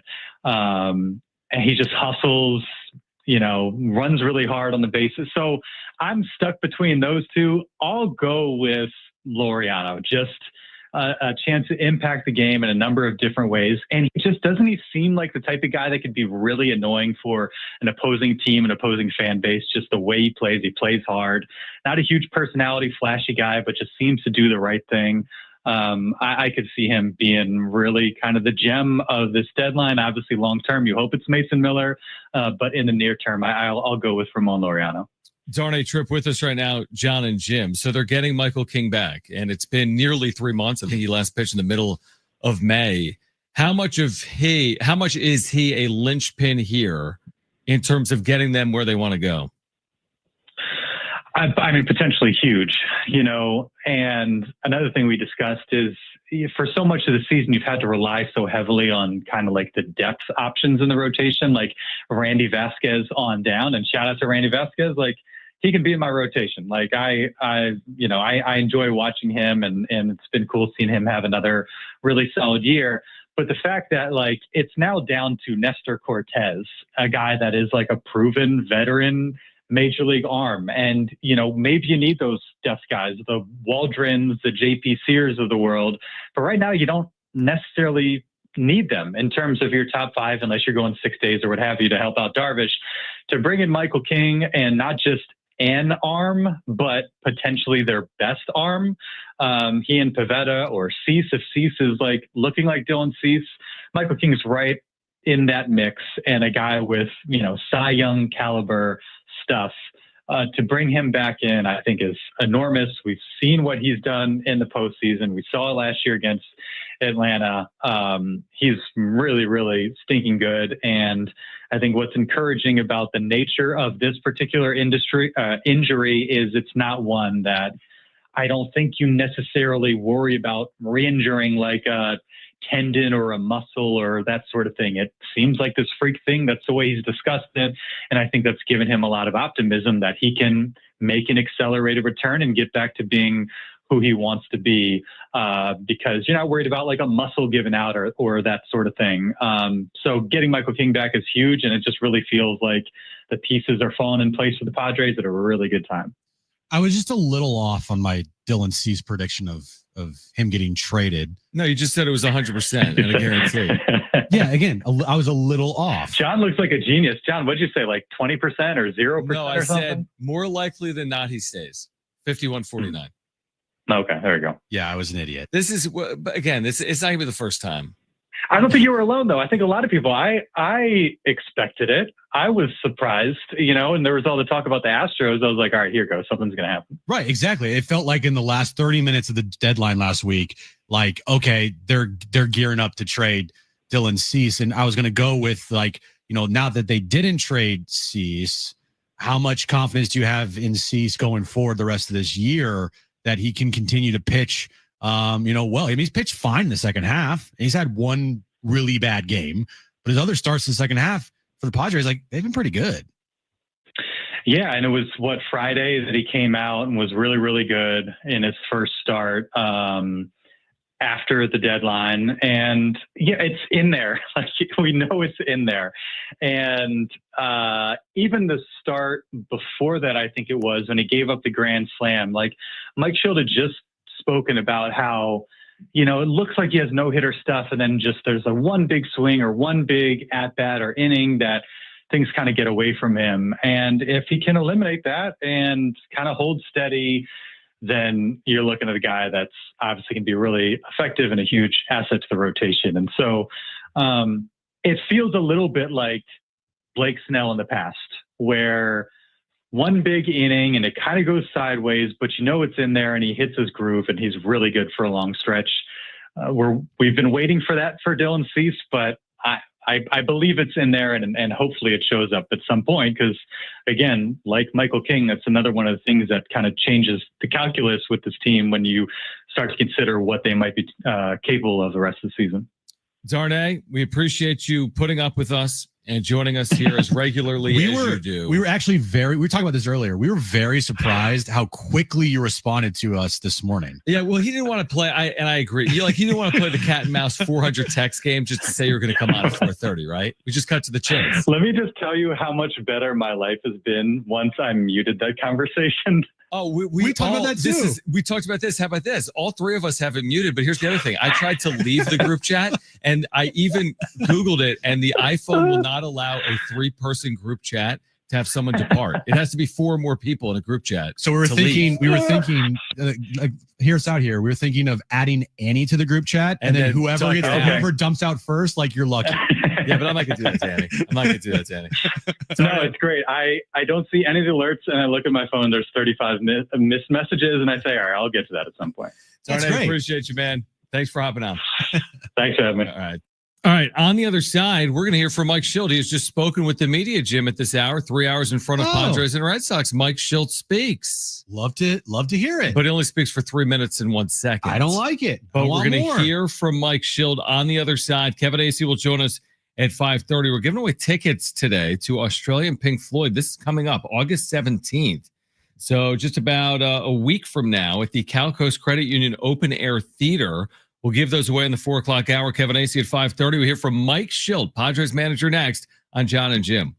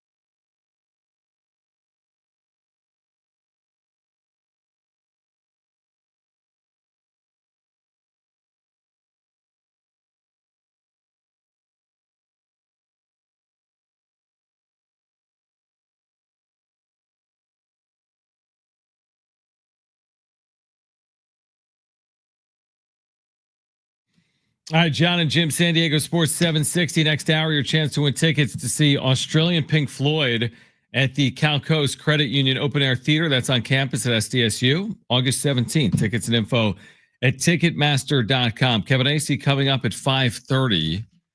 Let's see how long we can go without Jim speaking. We just aired an interview from yesterday. Did you speak that segment? Yeah, I like this. Let's hear from Mike Shildt. Let's hear from Mike Shildt. I sat down with the media this afternoon. Maybe Jim will react, maybe not, this segment. We're going to hear from Mike Shildt. This starts with him being asked about Fernando Tatis Jr. returning from his off day. Yeah, I mean, Fernando had a day off, so yeah, we expect him to be back in the lineup today. But yeah, it's good to see him. And how do I feel? I feel great. I'm excited to get going. Better getting the start against his old team. Do you think there's any, despite what a player says, any difference, any particular edge when you face a team you used to play for at this level? Doesn't even matter. I don't know. I think it probably is individual based. I think there's always something that, when you play a team that you had some time with, there's always something there. Michael came back for you tomorrow.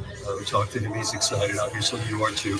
What's it do to the group, the rotation, and the room to get one of your horses back and ready to fire? Yeah, I think it's really important. Michael's been a pillar for us all last year and, started off the season really in a Cy Young type fashion. And so he's excited. I'm excited. The team's excited. And anytime we get a guy like that, that's the top of the rotation guy back, clearly it means a lot to the team. You see, I'm going to need to ask you if there's a pitch count on him. So is there a pitch count on him? Yeah, if there's going to be a pitch count on him. Right around. It's a competition, man. Yeah, I mean, he'll be on a pitch count. We'll monitor him. The pitch counts are always going to be fluid because, because of how hard he's working. If he's working with not very much effort or traffic, then, we can feel comfortable by extending him. If not, then it may be reduced. Somewhere between 1 and 200. Between 1 and 100. We'll narrow it down for you. Yeah. You went to El Paso.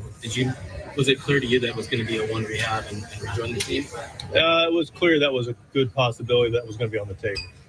And the placement between Pivetta and Cease after an off day, I mean, we might need more bullpen, and having, Pivetta go 7 like he does is helpful for you guys. It's part of it. I mean, it slid into where you guys did have the ability to grab more innings consistently and historically. But it was also just a good place for Michael to slot in. You've had 6 games now since the trade deadline. You got a good handle on how to best optimize the lineup for your pieces? I think we're always going to be fluid with that. But, yeah, I feel like we got a pretty good handle from really day one. The transition's been good.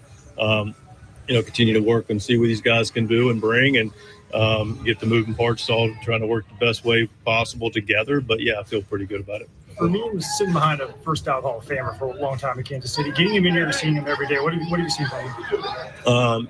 I mean, a lot to like about Freddie. He's a really smart player, really prepared, really hungry.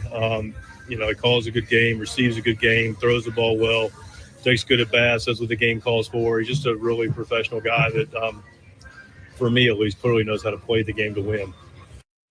All right, so that was Mike Shildt. Let me react. I'm kidding. You have to speak, I think. Although I will say this, and Brent, we just put the sound on the rundown. We're going to hear from Michael King on the other side coming up at 4 p.m. as he is now a day out from making his return. He hasn't pitched in the big leagues in about 3 months.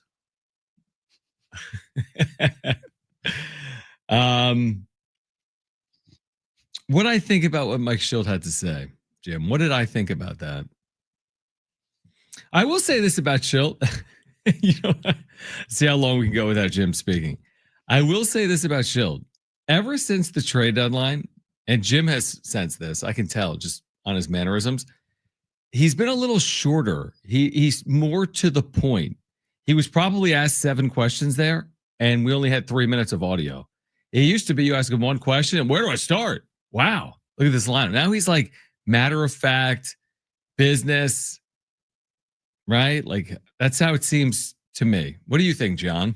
Yeah, I agree. It's a good point. All right, talk. Okay. We were really trying to see how long I could go without speaking on the show. Like, I was like, hey, we got Michael King sound. Let's play at the top of the hour. There's another 5 minutes. And we could have literally gone like 40 minutes. 40 minutes without me speaking. Well, you do the updates. Take away from the updates. You do the updates, yeah. Oh man, How was that? It You was feel good. It felt refreshing. I felt like I'd had a mini off day there. Do you have a stamina issue where you feel like you're a better host after like 20 minutes of not talking? Bro, no. Okay. But I do feel the same way as you. When he's short, he can. I'm not gonna say it, but he's just when he comes off as short like he was there. It's like, okay, Mike's not in a mood today to talk, right? Right. Because you're asking questions and Mike's like, I'm not gonna tell you. Like, bro, it's just Right. hey, what's the pitch count you think from Michael King? And he thinks it's some kind It's of a competition. He thinks it's some kind of competitive advantage by not saying those types of things, which I mean, maybe it is. Like, you don't want to know, you don't want to have their team know, like, hey guys, he's got a 70 pitch limit. Let's make sure we go out and try to get him out by the third inning. Right. By the way, remember earlier when I'm like, Tatis has not had a multi-homer game since last March? Yeah. He had a multi-homer game at home against the Cubs in April in a 10-4 win. Remember that? I remember it like it was yesterday. That's when he was going. I mean, there was that run. I mean, he really got off to a great start, but he did have a multi-homer game. I think that's one of the two he's hit over the last 3 seasons. I may have forgot. Yeah, but he did have a multi-homer game earlier this year. Let's hear from Michael King on the other side. The wrap is ahead. Kevin Acee will join us coming up at 5:30. We're here until 6 p.m. Hour 3, Jon and Jim, San Diego Sports 760, live on the iHeartRadio app next.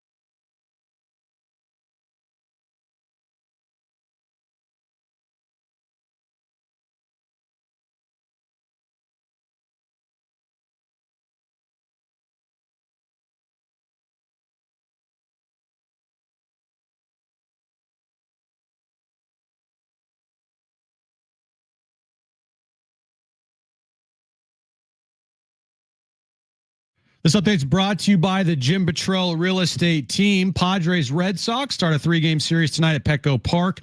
6:40 first pitch. Nick Pivetta on the mound for the Padres, going up against his old team. And Walker Buehler on the mound for the Red Sox. Tomorrow night, SDFC takes on Kansas City on the road. 5:45 kickoff. 5:15 is when our pregame coverage starts. You can listen to that match right here on San Diego Sports 760. And Shams reporting about an hour ago, the opening night of the 2025-2026 NBA season will be on NBC on October 21st. The opening game will be the Rockets at Thunder. The nightcap will be Warriors at the Lakers. Would you like to know what your home would sell for today? Get a simple text message with your home's value by texting your address to 855-600-6000. You'll get no phone call, just a text. Jim Petrell has the buyers. Simply text your address to 855-600-6000. Your favorite pair, Jon and Jim. Are you bilingual, Jim, by chance? Do you know what that would mean? I can speak multiple language. Ziz. What? You've turned into like a Harvard grad over the last week. No. Yes.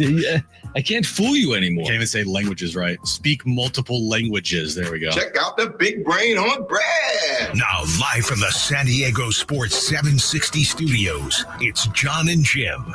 All right, San Diego and Southern California, what's going on? Hour 3, Jon and Jim. Padres Red Sox. Game 1 of a 3-game series coming up tonight at 6:40. We'll hear from Kevin Acee at 5:30. We'll give away tickets to Australian Pink Floyd this hour. If you missed the radio voice of the Red Sox, Will Fleming, you'll hear that conversation coming up as well. Wrap-up show tonight following game 1 of this series 2. What a day. TOO. What a day. What a day. Very busy day. It's always busy. It really, when you do a 4-hour show, especially in the middle of a baseball season and in August after a trade deadline, team's really good. Yes, I agree. It's busy. A lot going on. Day. It's good.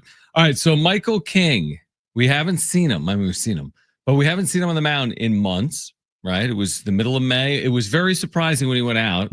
Jim was away. It's probably because of me. Yeah. And it's all my fault. And Michael King had a bad night of sleep in Atlanta. And was scratched the day of the start. Night of sleep. A bad night of sleep in Atlanta that led to 80 days, something like that, between starts from May 18th to tomorrow, which is what, August 8th or August 9th? I mean, it's been a long time. But Michael King was with the media this afternoon inside the clubhouse at Petco Park and had this to say. Oh, definitely 100%. I mean, I know I've said it for a little bit, but once I started getting function back, it was really just building up. So physically feel great, and just trying to be now as efficient as I possibly can with the pitch count I have. Emotionally, it's been a heck of a grind. How do you feel between the years?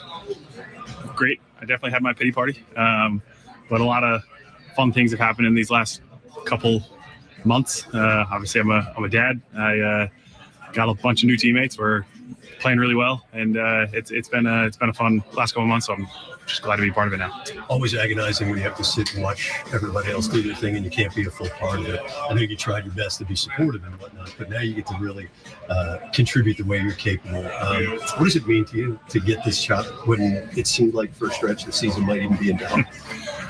I will say I never felt that way. But I mean, yeah, it's way more fun to be part of a team that's winning. And so cheering on your team as best you possibly can is the best way that I could have supported and tried to get as many wins as possible. And then now physically coming back and trying to get as many wins. So that's really the goal right now. When did it become real to you that you would be making this start? Probably when I wrote out my own throwing program a while ago, but I think I'm a day later than I wanted it to be. So it's all good. I won't blame the trainers for that. Michael, how did the rehab outing feel at AAA? Felt fine. I definitely missed a couple spots, but hitting the first batter wasn't ideal as well. But I mean, obviously, in those moments, I'm just trying to build up pitch count and make sure my body's feeling great. And it was hot, but I definitely feel confident going into tomorrow. What's your level of excitement? I know you never wanted to miss time, but to come back post-trade deadline, obviously a group that has a great chance to do this thing. What is your level of excitement to come back right here, right now? Yeah, I don't think I've been on a team as good as this. So all I want to do is contribute and let the offense bang, and hopefully that I can give up less runs than we score every time out. So it's been fun to just even like game plan for a team. I haven't done that in a while. It'd be fun to call a game again and do those scouting reports. So it's just really fun to get back into the next. Does it feel almost like opening day all over again? No, not necessarily. I mean, I've still been a part of it, you know. So I was trying to stay locked in.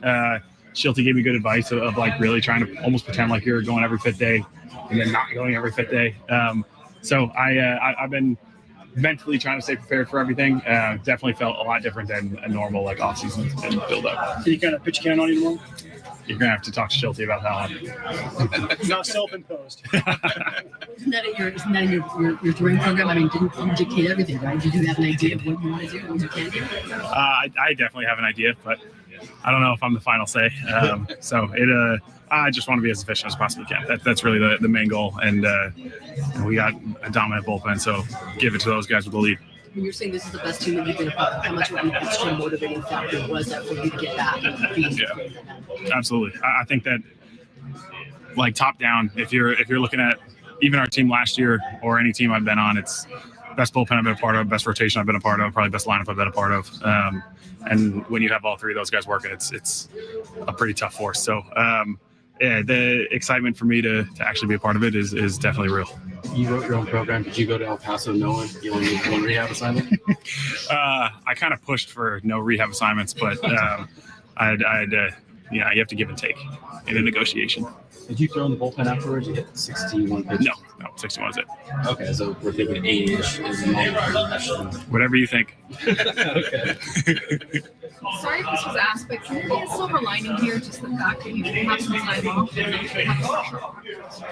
Definitely, yeah. I mean, my goal even last year was 200 innings, so obviously I can't get to that unless I throw for like 200 straight innings now. But I try to look at the positives, and so like being able to be there for the birth of my kid and help my wife out a little bit was one of the silver linings.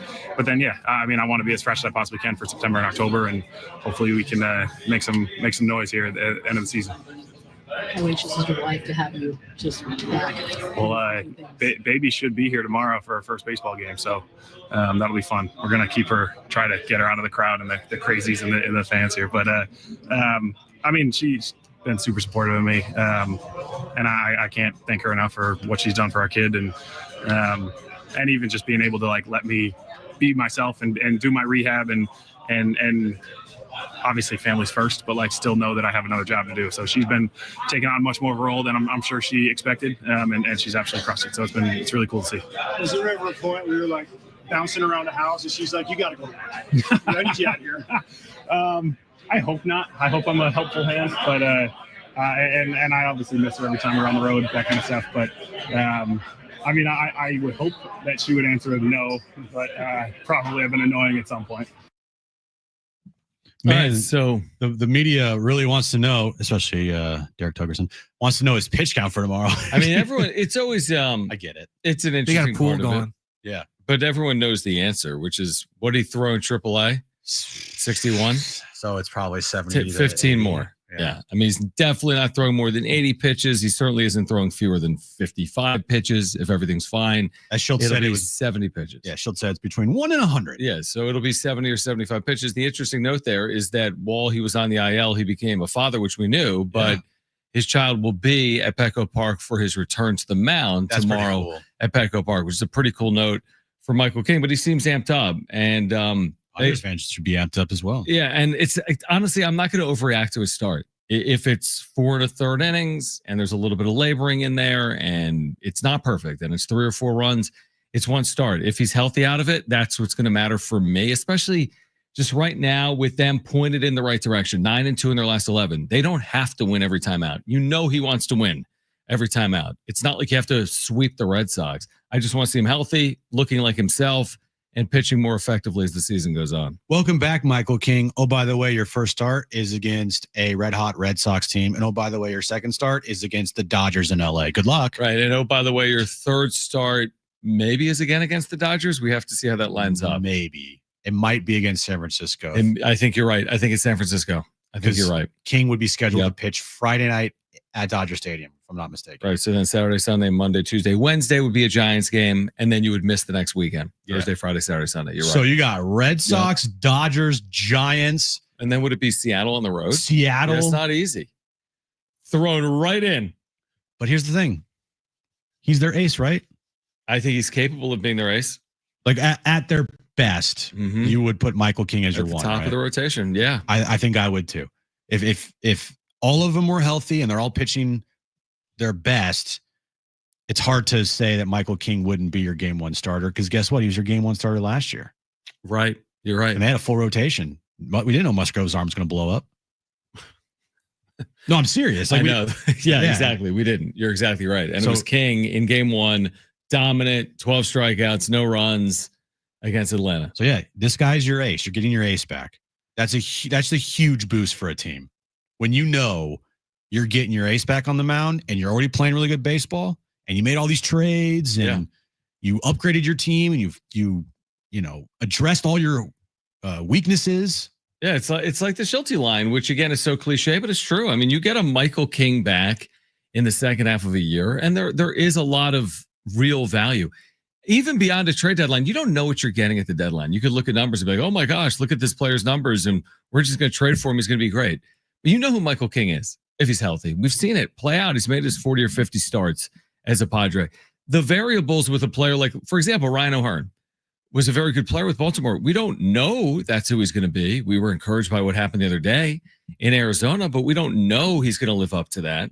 So you're right. I think it's a big acquisition for the Padres in the final 2 months of the year.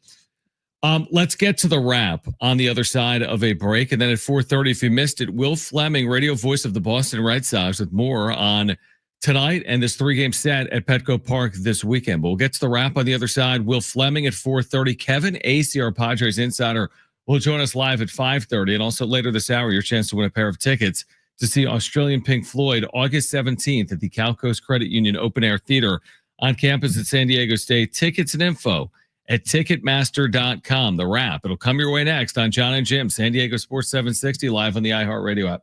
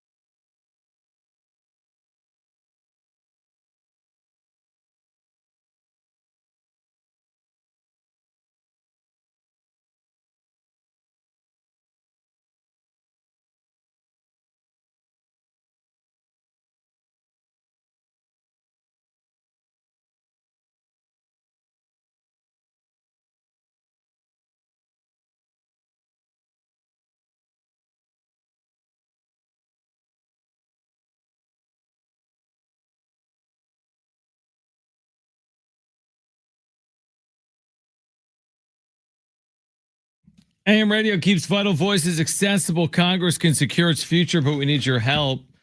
Text AM to 52886 now to support keeping AM radio in cars. Tell your member of Congress to pass legislation now and keep AM radio in cars. Standard message and data rates apply. Will Fleming, radio voice of the Red Sox at 4:30. Kevin Acee, our Padres Insider at 5:30. And right now, let's get to this.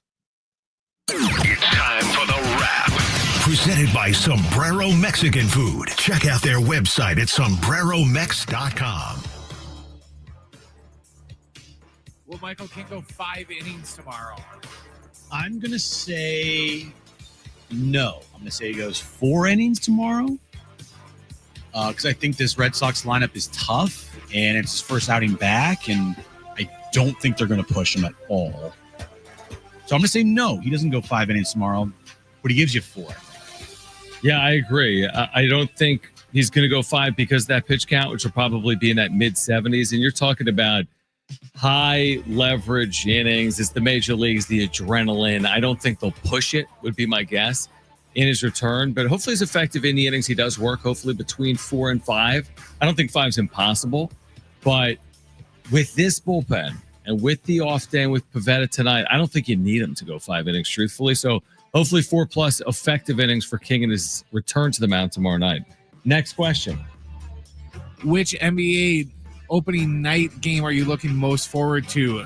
The Rockets at OKC or the Warriors at the Lakers? Yeah, Jim.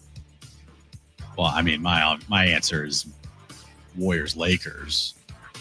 But why do you hate Shea? I thought OKC's your new favorite team. But I will say, good troll job by the NBA. Because did you figure this out that Kevin Durant will be watching the OKC Thunder raise their first NBA championship in banner Oklahoma. In Oklahoma City. No, I didn't figure that out. That's an amazing point. That is such an epic troll job by the NBA. Man, that is fascinating. On ring and banner night, KD will be in the building.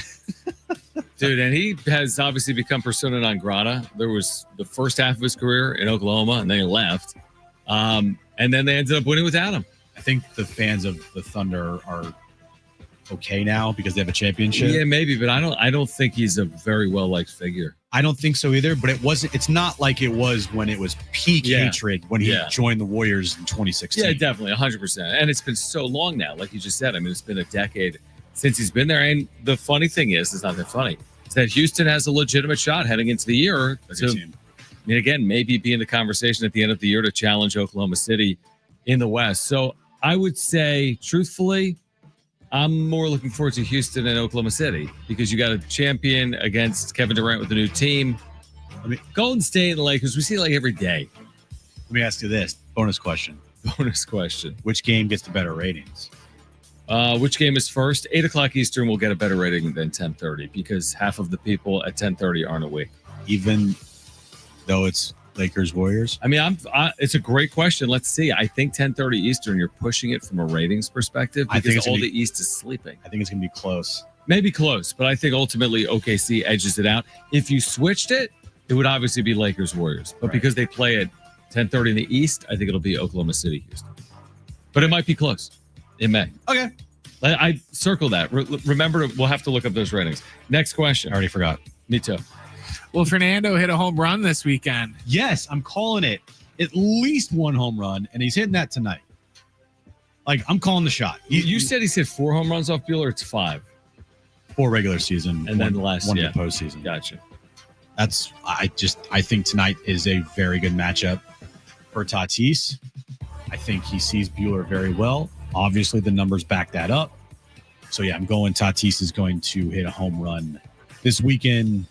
More specifically, he will hit one tonight. Yeah, that would be big for his confidence, I would guess, because he's hit so few over the last couple of months. He's hit the most home runs against any pitcher in Walker Buehler. He hasn't hit more than 5 against anyone in the major leagues in his career. So, man, that would be nice if he could get off the schneid, so to speak, and homer tonight against Walker Buehler. But will he homer this weekend? Yes, he will homer this weekend. Next question. When we come into the station on Monday, will the Padres be tied for the NL West lead? Well, that would mean that the The Padres would have to sweep the Red Sox or win 2 of 3, while the Dodgers would have to be swept by Toronto, correct? Or lose 2 of 3 if the Padres sweep. Correct. So no, they will not be in. They will not be tied for the National League West come Monday. I just hope that they're still within 2 at the worst come Monday. But no, I don't think they'll be tied for the National League West on Monday. That's a good point. I think that doing work here is taking 2 of 3 and knowing the Dodgers have Toronto. And is that series in Toronto?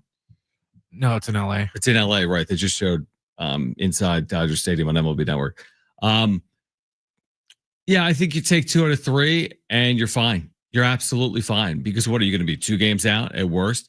The Dodgers really sweeping the Blue Jays this weekend, I guess maybe, but the Blue Jays have been red hot. So 2 out of 3, stay the course. There's so many games, 40-something games. You don't have to make up the ground right now.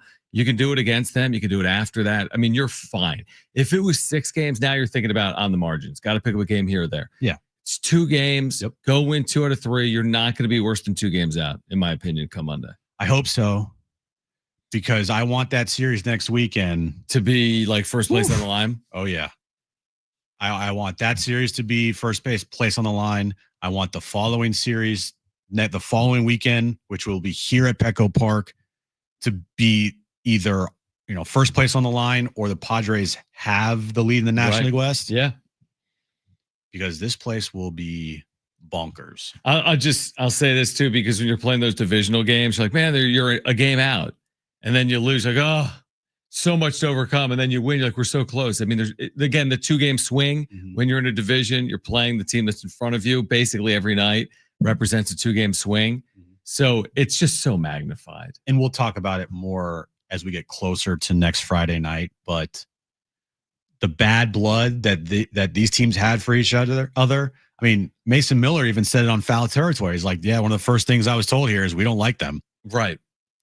And we all remember what happened the last time the Padres faced the Dodgers.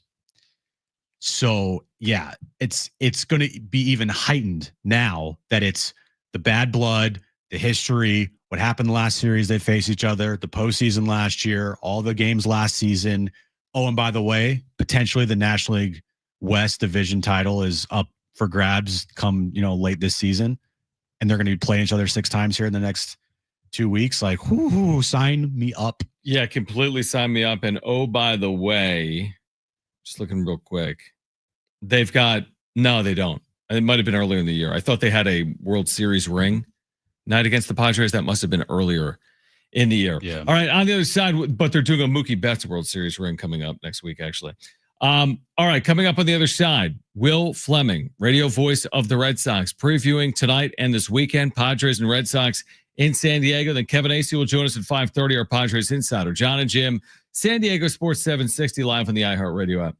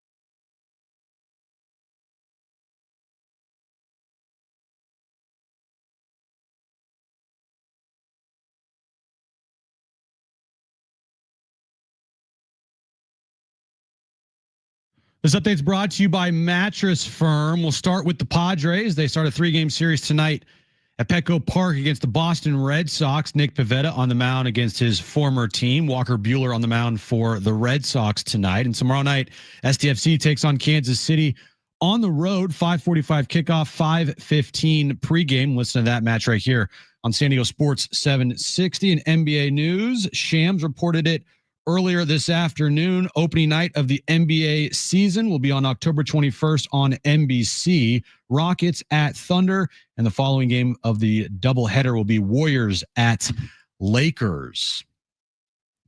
Need better sleep this Labor Day weekend? Upgrade to premium sleep at Mattress Firm's best sale of the year. Let their sleep experts match you with their perfect bed to get the rest you deserve. They make sleep easy. Shop Mattress Firm's best sale of the year.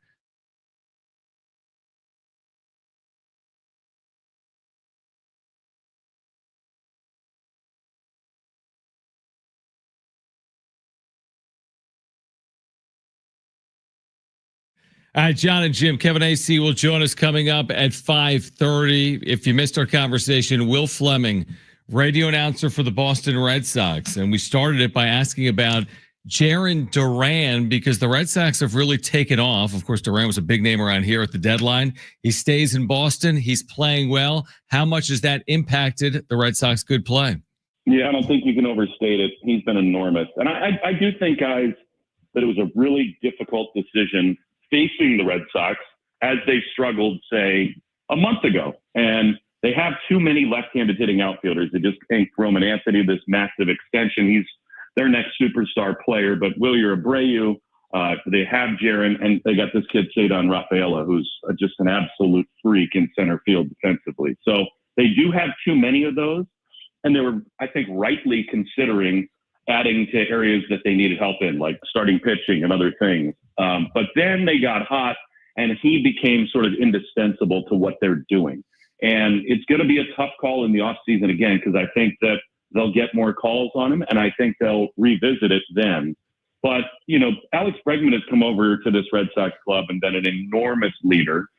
Trevor Story has gotten hot and healthy again, and he leads this club too, and Crochet on the pitching side. But in some ways, Duran is the heartbeat of this team. And he's kind of like, you know, like Merrill was last year, but, you know, the Tatis of your group, where it's speed too, which is such a different thing, where there's something about a guy who, when he hits the ground ball into the outfield, he's ripping around first and slides in head first to lead off a game into second base. That just jumpstarts a team. His teammates love him. He gets the loudest ovations of anybody at Fenway. I mean, he's just adored in our fan base. So it's a very difficult decision that faces them. I'm glad they kept him. He's been enormous. And by the way, Alex Cora also slotted him down in the order. He decided, you know what, we need him to be able to be more free on the bases. And if he's hitting ahead of Bregman and some of these other guys, he didn't run as much. So they put him in the 3-hole, and for a weekend series, he hit a couple homers and drove in like 9 runs. So he's not your typical 3-hole hitter, but he's been great down there. He's been fantastic to watch. Rarely can you say a team loses maybe their best player and they get better. When they traded away Rafi Devers, they were 37-36, and then they went on their run. What was it about that trade in particular that ended up helping the Red Sox instead of hurting them, which some people thought that it might? Yeah, it's hard to imagine that it would help them, right? But it was just a culture thing. They needed to make the move, and you know, it's been relitigated a lot of times. But since that trade, the Red Sox have, I think, about the best record in baseball, and the Giants have one of the worst. And you know, the Red Sox maybe mismanaged the communication around Rafi in the offseason, but everybody in the world knew that they were looking at Bregman, and it's not him, Arenado, and that Rafi, by the numbers, was the worst defensive third baseman in the game. And so whether it was his agent or the front office or whomever didn't properly communicate it to him, it was plain as day that he needed to not be the Red Sox third baseman once they got Bregman in the mix. And then Bregman gets hurt, and Tristan Casas gets hurt too. And they need both the first and third baseman, and Rafi will not play either. And the owner flies into Kansas City out of nowhere after Rafi publicly crushes the general manager in the media. This is a guy who would not talk to the media except to rip the team. And so it had to happen culturally. And it's not that short of a distance between making that move, setting the tone, and then opening up the room for other guys like Duran and Showdown and others to lead and to, set a better example culturally. So, and by the way, the defense got better. And then just the tactical side of things, the Red Sox have this roster that at that time with Devers, if he was only going to be the designated hitter, it limited the time that other people could get in there.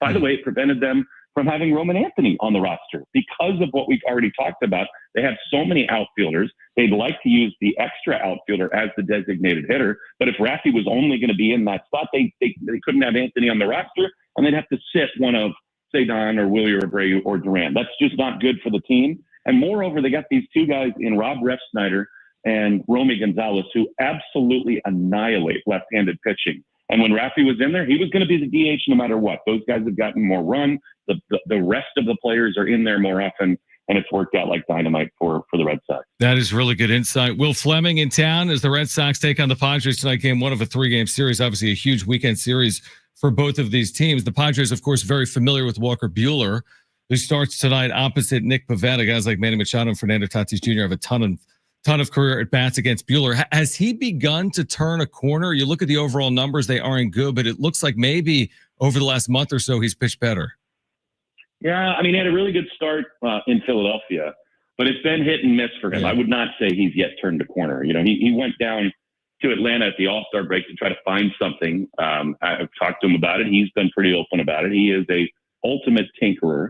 The thing with Walker is that after the arm surgery, and really for a couple of years now, he just doesn't have that lightning bolt for an arm. And, any Padre fan who watched him for all those years with the Dodgers knew that was his real kryptonite, right? The be able to ride the rails, that fastball top of the zone was just awesome. And he doesn't have that now. The fastball is 91, 92, and he's trying to figure out a way to do that and live with that pitch. And it just hasn't worked. And the other thing about Buehler is that, and I'm sure the Padre hitters remember this well, when he was with the Dodgers, he had 6, 7, 8 pitches that all worked well. So you got into the batter's box and you had no idea what was coming. But now the Red Sox believe that since he doesn't throw as hard, he sometimes gets in his own head and tries to throw too many pitches too often. And they want him to try to kind of hone in on 2 or 3 and, work on those and get it going. But he gets in way too many deep counts and then falls behind and gives up damage. It's on paper tonight is a bad matchup for the Red Sox. We from afar have all known what Nick Pavetta's been doing. I sort of have a hunch that it might not go great for Nick tonight, just kind of, intuition of watching him all these times, like in big spots against Toronto and New York in his career. He had some awesome starts for the Red Sox, but there were some where the emotions got the better part of him. You guys have seen Pivetta, right? I mean, he's an absolute maniac on the mound. But I think that could maybe work against him tonight, just looking into that other dugout and into the batter's box and seeing so many former teammates. But on paper, anyway, it's not a good matchup for the Red Sox here in San Diego. As hot as the Sox have been, and they have, and they've been so much fun to watch. You come in here against a hot Padre team, and then you go to Houston, a team you swept at your place, who's looking for some revenge. These 6 games, for me, guys, if the Red Sox were able to kind of just go 500 on this road trip, that would be a huge victory in just the way it works in baseball on the road. And that's not what they're thinking, given how hot they've been, but that's sure how I'm thinking. And that certainly starts with the pitching advantage the Padres have tonight. Yeah, and back to Nick Pivetta, he's had a fantastic year. One could argue he's one of the best pickups in the offseason. He's going to get Cy Young votes this year if he continues to pitch this way. Been in Boston for most of his career. When you were, calling his games and watching him every 5th day, did you see this in Nick Pivetta? What did you see in Nick Pivetta that could lead you down the path of oh yeah, he could be this guy, which he is this year for the Padres? Nothing. No, that's not. So I would say that the thing about Nick was there were always nights when he looked like the best pitcher in the game. He'd have 4 or 5 of those a year. And then almost inevitably he would have a blow-up game. And he really hasn't had that with the Padres. And that's what's been surprising to me. Now the Red Sox, if you look at it, they had Eovaldi, they had this guy, they had Chris Sale, they had Michael Wacha, and they moved on from those people. And they're now desperate for starting pitching depth. So, there are some questions to be asked about what's going on in terms of evaluating older pitchers and being unwilling to commit to them. But I did not at the time fault the Red Sox at all for not extending Nick Pivetta. I mean, they gave him a qualifying offer. It went right down to the end in the spring training until he got the offer that he did from the Padres. And obviously it's a credit to San Diego because, my God, he's unlocked something. Whatever it is, whatever they've changed with him has really clicked something. I mean, there would be nights when, you know, he'd go 1, 2, 3 in the first inning and go sit in the dugout and like slam the top of the cooler with his glove because he was pissed off about something. Yeah. And obviously from afar, I don't watch all of his starts. Maybe he's curtailed a little bit of that stuff. Certainly the pitch mix seems a little bit different and better. I'm happy for him, but this is one where I cannot fault the Red Sox at all for not making a long-term investment in him. Will, one more before you go, just on Xander, who has been mired in a bit of a Padres long slump, right? He's been widely criticized here throughout his first 2+ years, but he has turned his season around. We'll see about his contract around. He's turned his season around over the last couple of months. What's it been like from your seat to watch some of his struggles from afar and now see him actually put it together? I don't know if he's playing like he did in Boston, but he's playing like a player closer to Boston than he was earlier in his Padres career. Yeah, he is. And he'll never be the guy he was in Boston. He's older now, right? Yep. He's a different player. And that's just part of it. And I think, it's a good thing he's not in a place like Philadelphia or New York or even Boston as a free agent coming over with that contract, because he's not ever going to live up to the deal. He isn't. Like, it was a stupid number to give him. It just was. Like, there's no way to justify the actual contract. Now, the Red Sox at that time should have made him a better offer, and he probably should have finished his career in Boston. He's beloved, and as you guys know, like, he's one of my all-time favorite guys. And so it's been hard to watch him struggle as he has in San Diego. I think the Padres fan base, I hope anyway, now this is so hard to do, but you need to just forget the contract, right? And just hope that he gives you production for the next 3-4 years. And he started to do that. These homers that he's hit have been super important. And we remember all those times with the Red Sox. When he gets hot, he can carry an offense for a while. And the thing about here, you know this very well, he doesn't need to be the dude. There are a lot of guys in that order that can protect him. And if he goes cold, Padres can still win. So I think it's a really good setup for him. I hope the fans can kind of move on from the contract. And oh, by the way, this is true of all the guys they have. Whether it's Machado, the huge dollars he's making, all of the money they've given to all these pitchers, the trade for Miller, everything. The Padres are in this mode that in some ways the Red Sox were 25 years ago. And that is, none of that will matter. No one will care if they win a World Series. But they do have to. I mean, they've got the kind of roster, the kind of pitching, the offense, although, it's been a little bit erratic at times. They've got the club that can win the World Series. And if they do, you won't care about overpaying for Xander or the dollars that you've committed to Machado and Tatis and all these guys. It's World Series or bust, which is why AJ deals like a maniac, like he always does. It's a really fun team to be a fan for in that way. And I get the sense that it's going to be a very fun 3 days here. Extremely well said, Will. We love your perspective. We appreciate you taking time. Have some good calls. Enjoy San Diego. We know it's tough. It's going to be tough this weekend. It might be 78. Yeah, it's going to be a little hot, so we apologize. Bring a fan. I was gonna get some fish tacos, but instead I got to hang some drywall here. So I appreciate you guys having me on. Perfect. Jim will be over shortly. Thanks, Will. Appreciate it, man. My pleasure. See you, buddy. All right, on the other side, speaking of Xander Bogaerts, he has spoken with the media as he gets ready to face off against the Red Sox again. Padres and Red Sox coming up. Kevin Acee will join us at 5:30. We'll hear from Xander Bogaerts coming up next and give away a pair of tickets to see Australian Pink Floyd on August 17th here in San Diego. Don't go anywhere. It's Jon and Jim.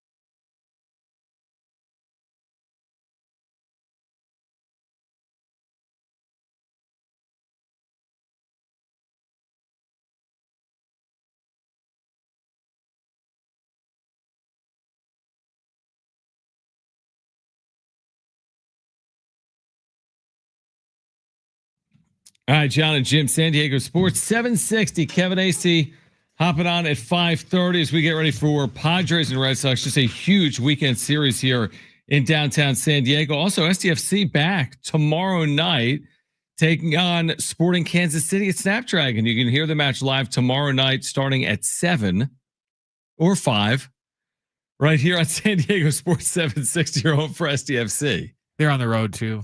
They're on the road. It's been in my update all day long. Match starts at 5. Okay, well, listen. Hold on. Let me. I know. No, to his defense and in mine though, there was a typo in the play-by-play schedule, so that's what I copied. And who does the wrong. play-by-play schedule? Not me. I thought you send out the play-by-play schedule. He copies it. I copy You it. send out the play-by-play schedule. So here's the thing. Tomorrow's match is at 5:45. Pre-game will start at 5 p.m. I've been saying 5:15 all day. They're actually moving it up to 5 p.m., just starting it right at 5 o'clock. So it's not at Snapdragon. No, it's not. It's not at 7. No. It is against Sporting KC. Correct. In Kansas City. Correct. 5:45 Pacific, 5 p.m. pregame. Correct. Just like we said. Exactly. All right. Xander Bogaerts against his former team. Not the first time with the universal schedule. Obviously, you play everyone every year, but Bogaerts asked about it, and it starts here with the media in the clubhouse when asked by Marty Caswell, our former colleague. Is it just another series for Xander Bogaerts? Series for you, Xander? Yeah, it's gonna be a fun one, you know. Whenever we play against these guys, you know, I got a lot of memory, a lot of good relationships over there, you know, and we're in a good spot right now as a team. So hopefully we can go one day at a time and win the series. Two very good teams, both pushing for a playoff spot. How back and forth you expect these games, the series to be?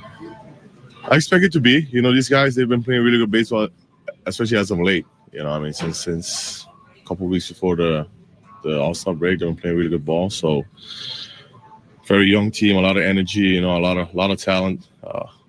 I remember a lot of those guys over there now when they were prospects, you know, when I was over there. So to see them now in the big leagues, it's pretty cool. Do you feel like you were playing the best stretch of baseball since you signed with the Padres?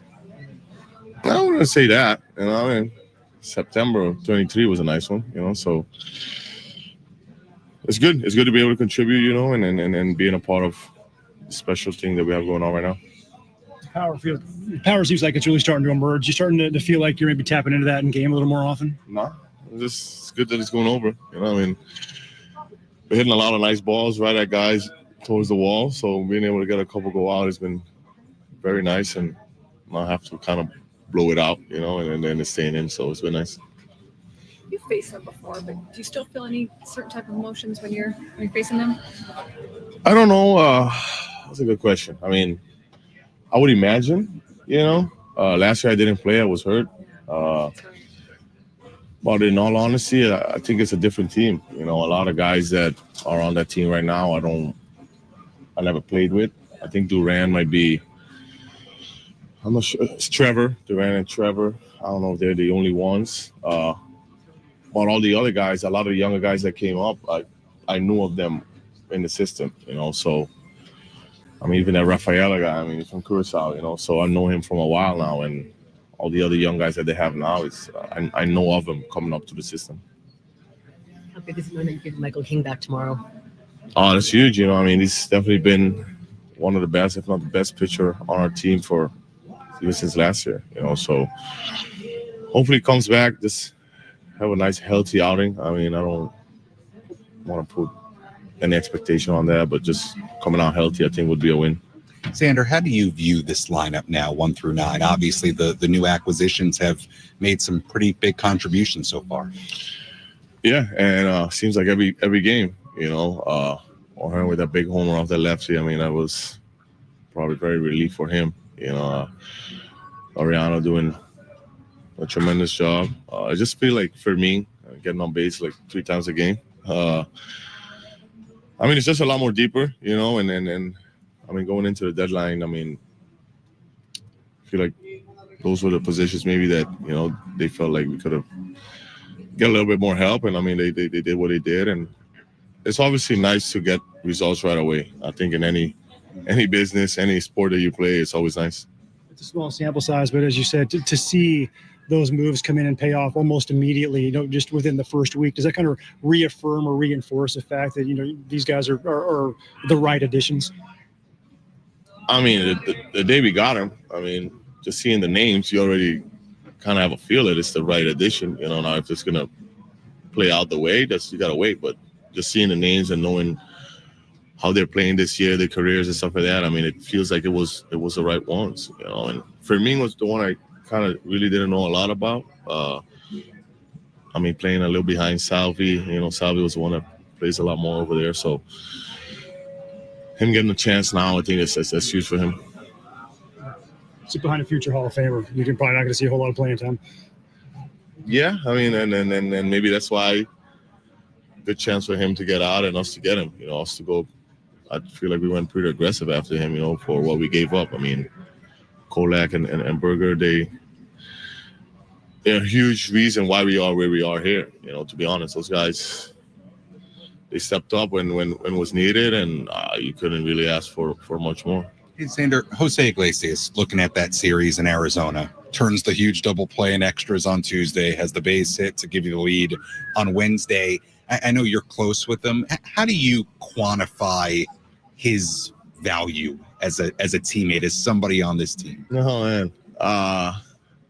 It's just every game that he's in, it's something that he's doing, and even if he's not, whenever you put him in, you have to feel like he's going to do something, and obviously we know how talented he is with the glove, I mean, we both signed together with the Red Sox, so I know that from a long time already, and just him getting the clutch hits, I feel like he's always been that type of guy late in games, and he's going to put the ball in play, and then for some reason he finds a hole, so I feel like Shildt just feels so comfortable having him, and even if he's not starting, just having him on the bench, knowing that late in the game he can do something, I always feel so much calmer after I hear from Xander Bogaerts. He's a very controlled and tempered speaker.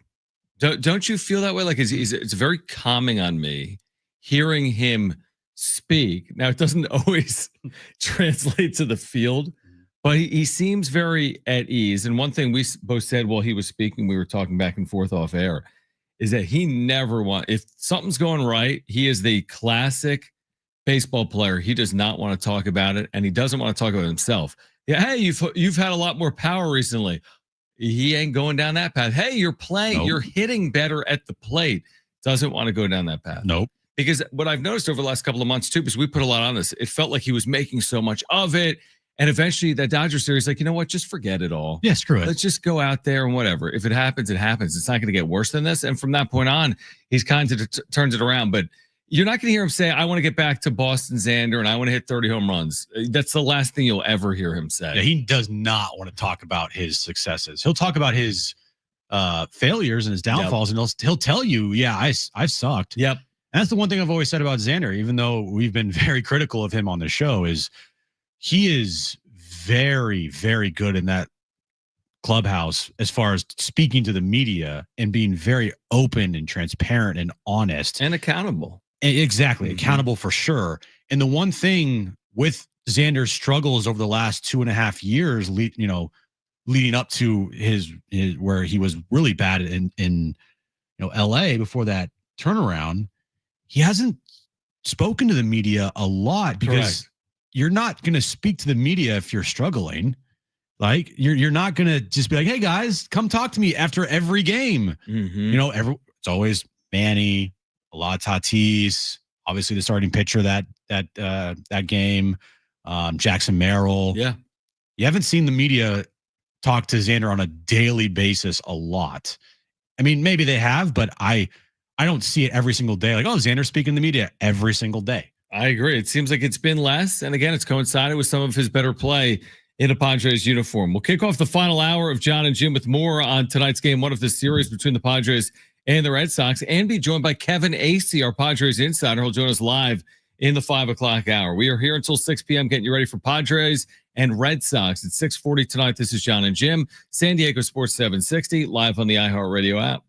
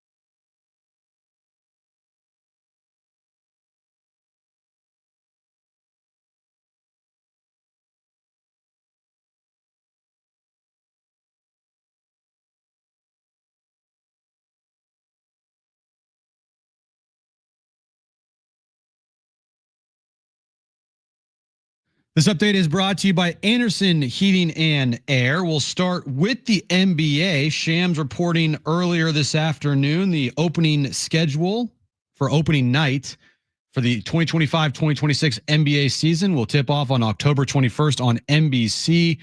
First game of the year will be the Rockets at the Thunder and then Warriors at the Lakers as the nightcap of the doubleheader.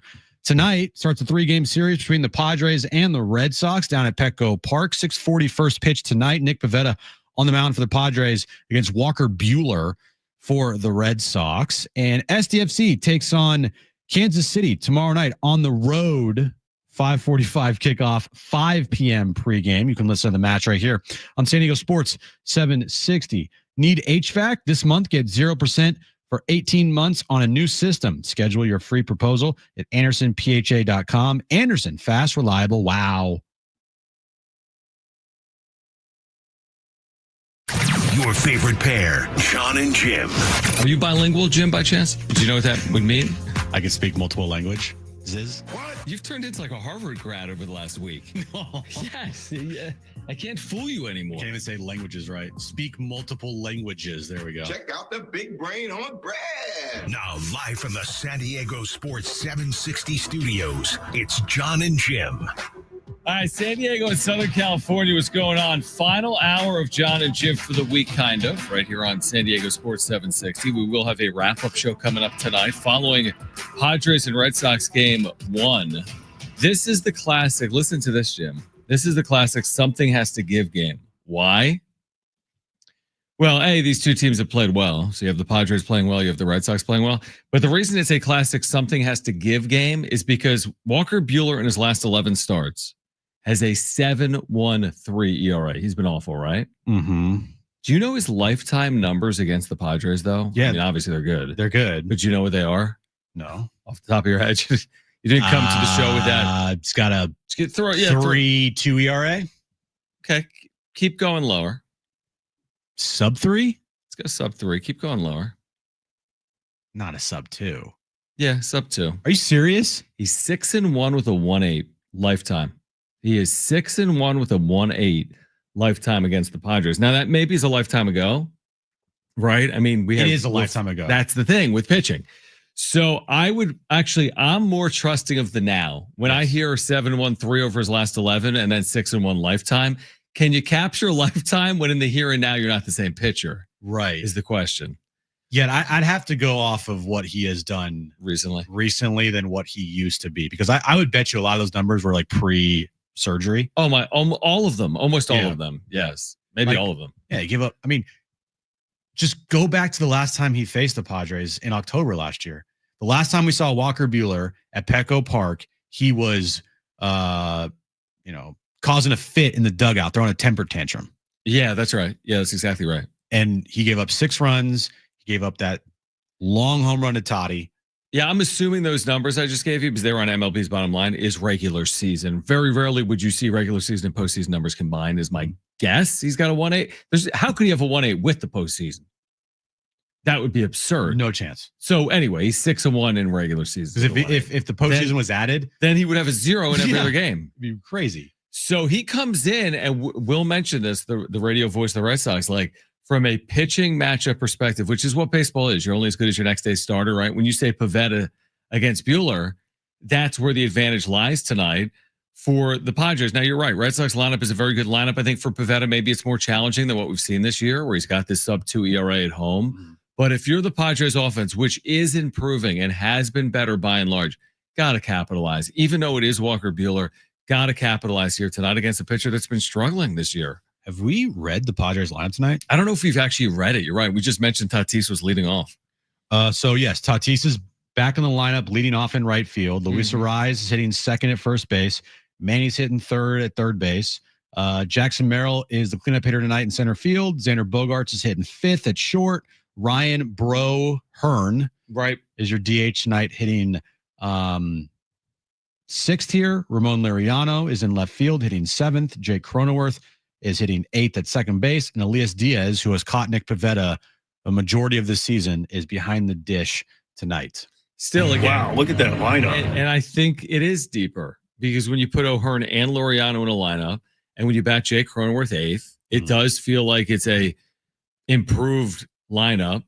The Diaz thing, okay. But Diaz, honestly, we were hard on the catchers and rightfully so. It's not like they had no production at all. I don't think they had the level of production anyone was hoping for, and it wasn't Kalagashioka. Definitely not Martin Maldonado. No, definitely not Maldonado as well. And Fermin, I like the way they've used Fermin. He's basically been like the primary, but not the everyday, right? The 5 out of every 7 game guy, but that still means there's going to be opportunities, obviously, for Elias Diaz. That's just how baseball is now. Who catches 140 games? No one. Yeah, once this team, knock on wood, gets in the postseason, you'll see Freddie Fermin out there every day. Every single day. There's some built-in off days and postseasons. So as you get closer to the postseason, I know that Elias Diaz has mostly caught Nick Pivetta this year. Yeah, will we see more of Fermin catching all these guys? Yeah, sure, probably. Yeah. And I also don't think there's this like, oh, he's my personal catcher. He has to be in the lineup. Yeah, I've never been a huge believer in that. Because Maldonado caught Cease all year long until right before the trade deadline when Diaz was out there instead. And, how many personal catchers are there in baseball that follow a pitcher around for their career? It's rare. Like, those, hey, you Darvish has to work with Victor Caratini. That does happen. It has happened. I feel like it's becoming more and more rare. And with free agency and the way there's player movement and the trade deadline, like you're going to have to throw to multiple catchers. Yep. Even if you don't 1 year, like Nick Pivetta might be throwing to a different catcher next year because Diaz is gone and Fermin is here. So yeah, I'm with you. That's an interesting point though, that will Fermin get more opportunities in September to work with the entirety of the staff because that's what he's going to be doing in October if the Padres make the postseason. That's an interesting point. And it's not like Luis Campusano's on this roster or anything. No, he's not. And I don't know if he will be ever again. Although the rosters will expand actually in 3 weeks. And it will be interesting to see the 2 additions the Padres make 3 weeks from right now when they expand the roster to 28 from 26. He hit another home run. I honestly, now that you said it, and I'm like, he'll never see San Diego, right? With the movement, the Fermin. Never. When you go to 28, though, and you cut Maldonado, is he your position player that comes up? Because in an emergency, he's your catcher. So you've got the third catcher. It gives you the flexibility. When does their season end? September 1st. Well, you don't want him to miss the remaining portion of the season in AAA. It won't end until the middle of September, but he's eligible to come up September 1st when rosters expand.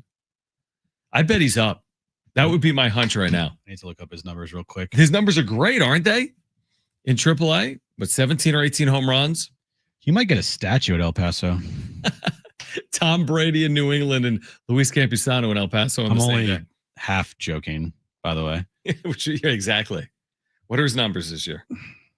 It only shows me his major league numbers. Where do I find his minor league numbers? Talking about click minors. Minor.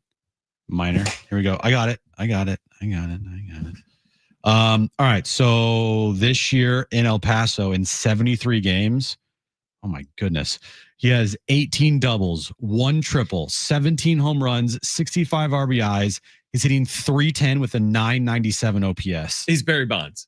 Better. He's Barry Bonds in AAA, but then when he comes up here, his major league numbers, pull up his major league numbers again, Jim. He's 0-4 something, right? He does not have a hit in the major league. He's 0-21 with 6 walks.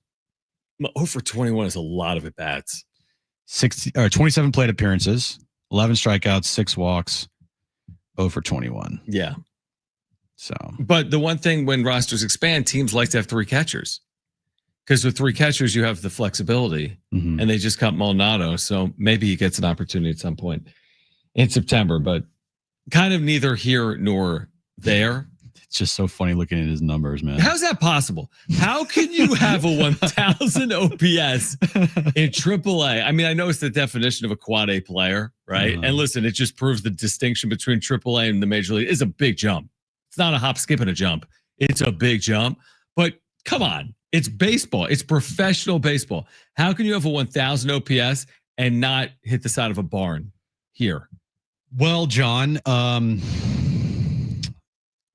don't know. He even did hit a little bit, didn't he, earlier in his career here? I mean, he's had some success in the major leagues before.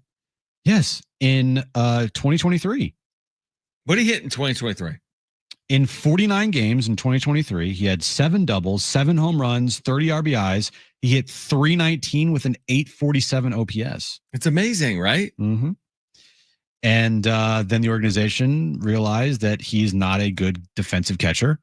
And maybe there's some things behind the scenes that we don't know about that goes on with him, and they don't trust him. But that's why I thought he would move. But maybe in this grand plan is when you release Martin Maldonado and you keep Luis Campusano, he becomes an option for you in September. Remember last September, he was optioned down, which I find interesting. Last year, I mean, they lost complete faith in him. Yeah. And it feels like faith has been lost since that point. Dude, this guy is the greatest El Paso player of all time. What are his career El Paso numbers? His career El Paso numbers, They should be down there, right? Or his career AAA? Dude, AAA, all right? He's played in 248 games at El Paso. Lifetime. He's a .304 hitter with a .915 OPS. He's hit 48 homers, 57 doubles, 5 triples, 180 RBIs in El Paso. No, not kidding. Serious question I'm going to ask. Would you retire his number? In El Paso, In El yes. Paso. I'm not kidding. I think they're gonna have like Luis Campusano like statue bobblehead night. Maybe not a real statue, but they'll do a statue bobblehead. 2022 in El Paso, in 81 games, 15 doubles, 1 triple, 14 homers, hit an .846 OPS. In 2021, in 81 games in El Paso, he had 21 doubles, 3 triples, 15 homers, and .906 OPS. He hit .295 with a .541 slug. Retire his number. Retire his number yesterday, dude. All right. He's even better. Like, look at this.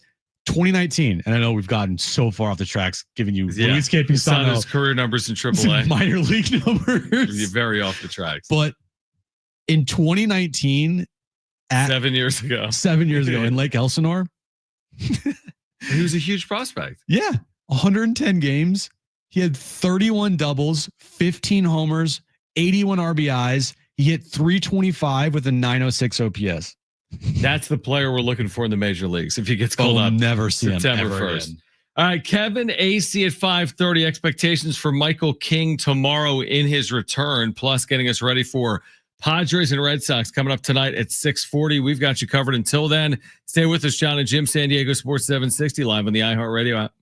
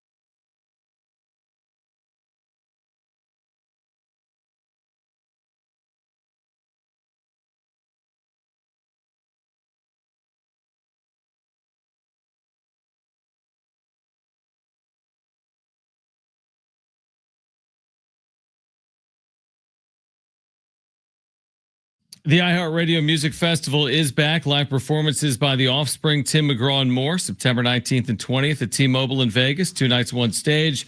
Ticket to AXS.com. While the world is listening on iHeartRadio, you could be there. 3 chances every weekday for you to win your trip for 2 plus $1,000 spending money. Next chance to text and win happens at 9 a.m. on Monday morning. San Diego Sports 760. Get all the info at sportssd.com/festival. This is a big night in preseason football. This is one of those nights you circle if you're a preseason guy. You're calling. You're circling this. Your Monday is going to completely revolve around Shadur Sanders, who's made his NFL preseason debut tonight for the Browns. He did so with pomp and circumstance. Came in with music, came in with a hype man, and has since led a touchdown drive for the Browns with a ridiculously impressive throw in the red zone between like 3 defenders. So the Shadur Sanders era underway in preseason football, and he's had a level of success here tonight for the Browns. The whole entrance into the stadium with the hype man, the boom box, and whatever else he had. Large stick. He had like a camera crew around him. He had a guy carrying a boom box. But did you see what I'm talking? He had this 8-foot high something. Is that going to work in the NFL? I despise that. And because of that, it's like this kid needs to be humbled very quickly. But if he goes out and performs, is any Browns fan going to care? Right, because the Browns do nothing well. All the Browns want is a good quarterback. Yes, like, you'll deal with all the rest. Right. Now, do I think the shtick that Shadur Sanders puts on is incredibly corny and incredibly tired and lame? And I mean, you're a rookie, bro. You're not in college anymore. You're not going to get your number retired after 10 games. All right. You got to go out there and earn it. But, if he goes out and earns it, then this stuff, it won't be as big of a thing. If he goes out there and he stinks, then the stuff that he's doing off the field will get tired very, very, very quickly.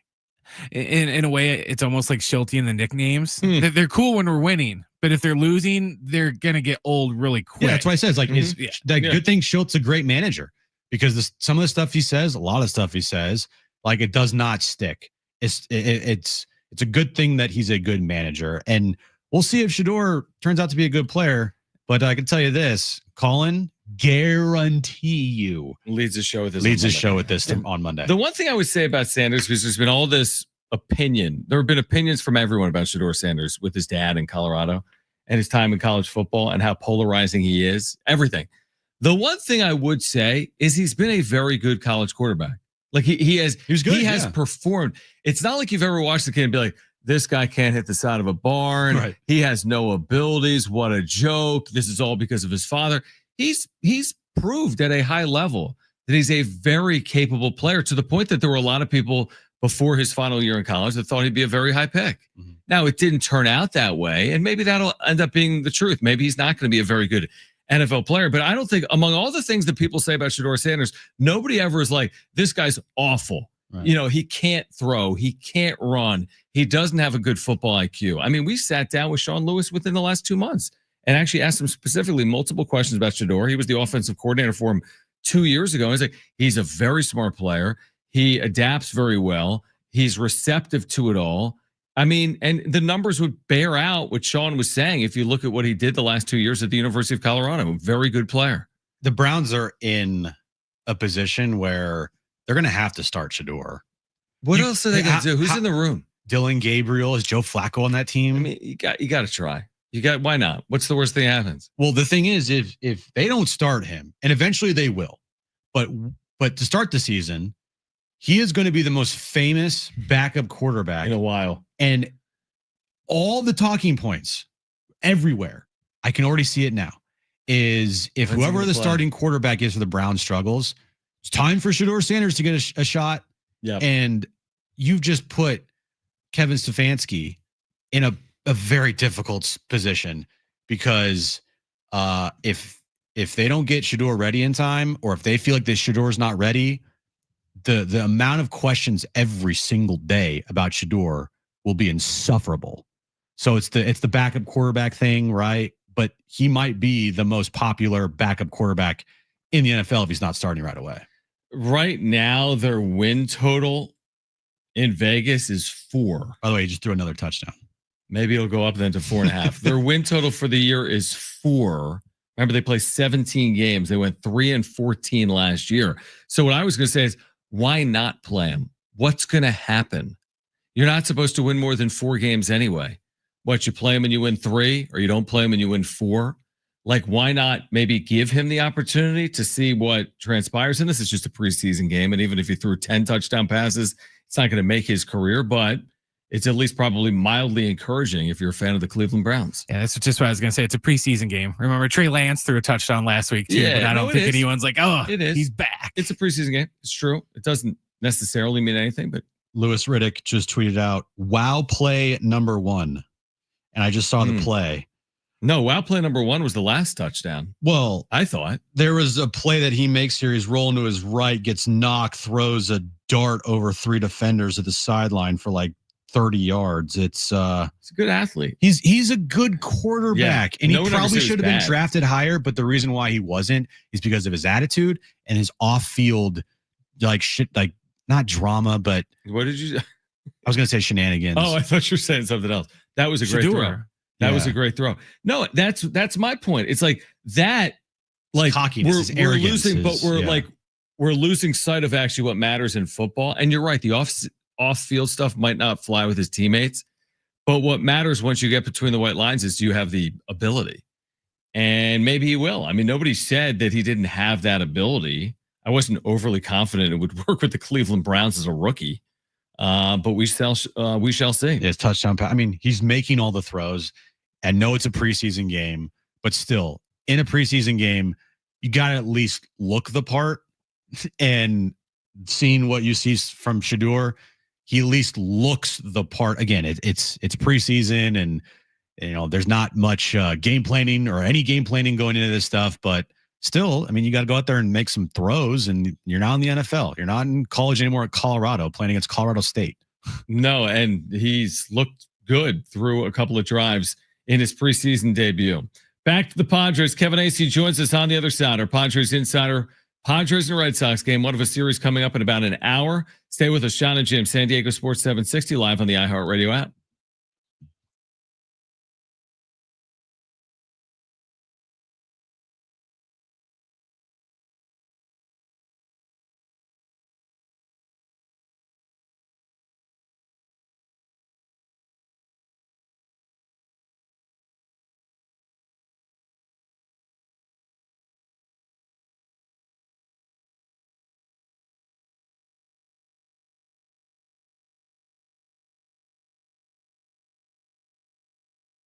So if you're maxed out on credit cards or struggling with high interest debt, you could pay it all off in days with Loan Pronto's Rapid Equity Loan. Hey guys, it is Schaefer again. Get cash out now without touching your low rate first mortgage. No appraisals, no waiting, no BS.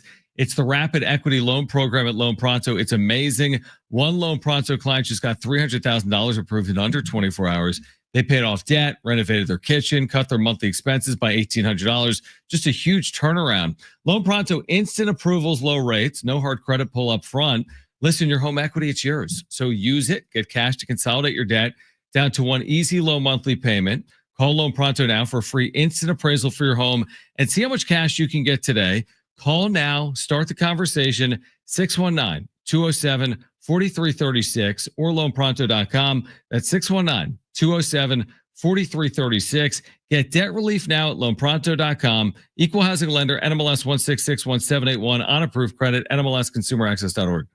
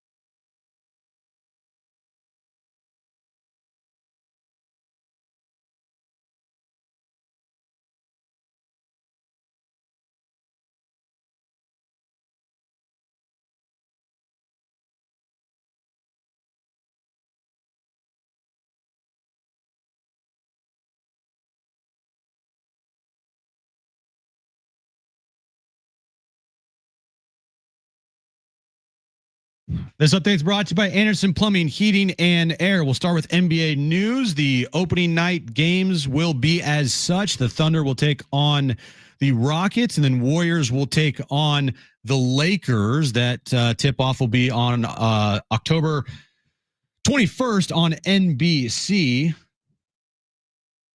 Padres and Red Sox are a 3-game series tonight at Petco Park. 6:40 first pitch. Nick Pivetta on the mound for the Padres against Walker Buehler for the Red Sox. And SDFC takes on Sporting Kansas City tomorrow night on the road. 5:45 kickoff. 5 p.m. is when our pregame coverage starts right here on San Diego Sports 760. Need HVAC this month? Get 0% for 18 months on a new system. Schedule your free proposal at AndersonPHA.com. Anderson, fast, reliable. Wow.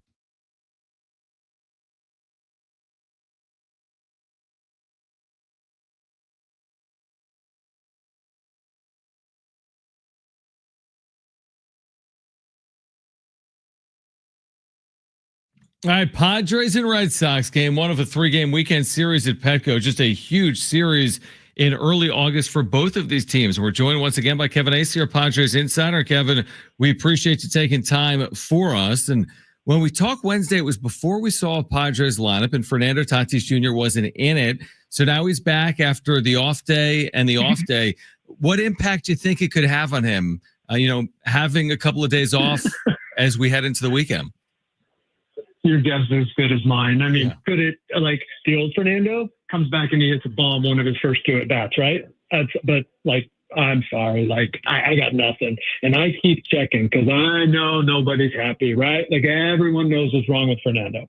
And everyone's got a different opinion about what's wrong with him. But your guess is as good as mine. I mean, I even checked again today with people. I got nothing. And it's yeah, I got nothing. You guys can lead me down a path and we can continue to talk about Fernando. I'm fine with that, but I got nothing. And it's this is who he is this year, I guess.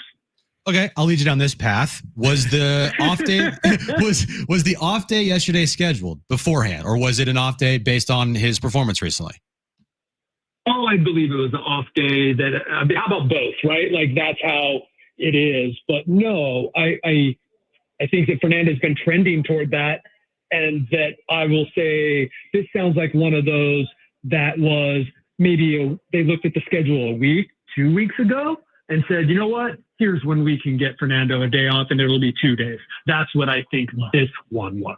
Okay. And I don't know because he's been as terrible, because I'm going to tell you that this is from 5 people in the organization. They do not think he's doing as bad as everyone else does. And I say that only because my inbox and my Twitter freaking flooded with how terrible Fernando Tatis Jr. is. Yeah, well, it's it's a lot. No, we see it too. And I was going to go down. I don't know if you caught this. His last at bat on Tuesday night in extras. He goes up there, doesn't have any gear on, no gloves, nothing. It was a bad at bat, jogged to first base, a ground out. Did you find out, or have you noticed? Did you notice that, or was that just I'm trying something different? The first time they're up by 5. I'm not trying to make excuses for him, but I really, and guys, I don't mean to be, but it's we are searching, we are watching this guy like a hawk because he's Fernando Tatis Jr. And I think we all need to calm down. Yeah, I agree. But when they took our show from 3 hours to 4 hours. We need something to talk about, Kevin. It's coming off I'm attacking you, or I'm no, whatever. I know. I'm kidding. That's why I joked. Well, and I said today I said today, and you're cutting out a little bit, Kevin. I said today, I need Tatis to have a weekend where he's had really good career numbers, for example, against Walker Buehler. I need him to have a good weekend, because I just want the story to change. The story has just remained very similar for weeks on end, that I just want him to change the story for us. We'll see if that happens this weekend or not. The other big story, obviously. I want to say this, though.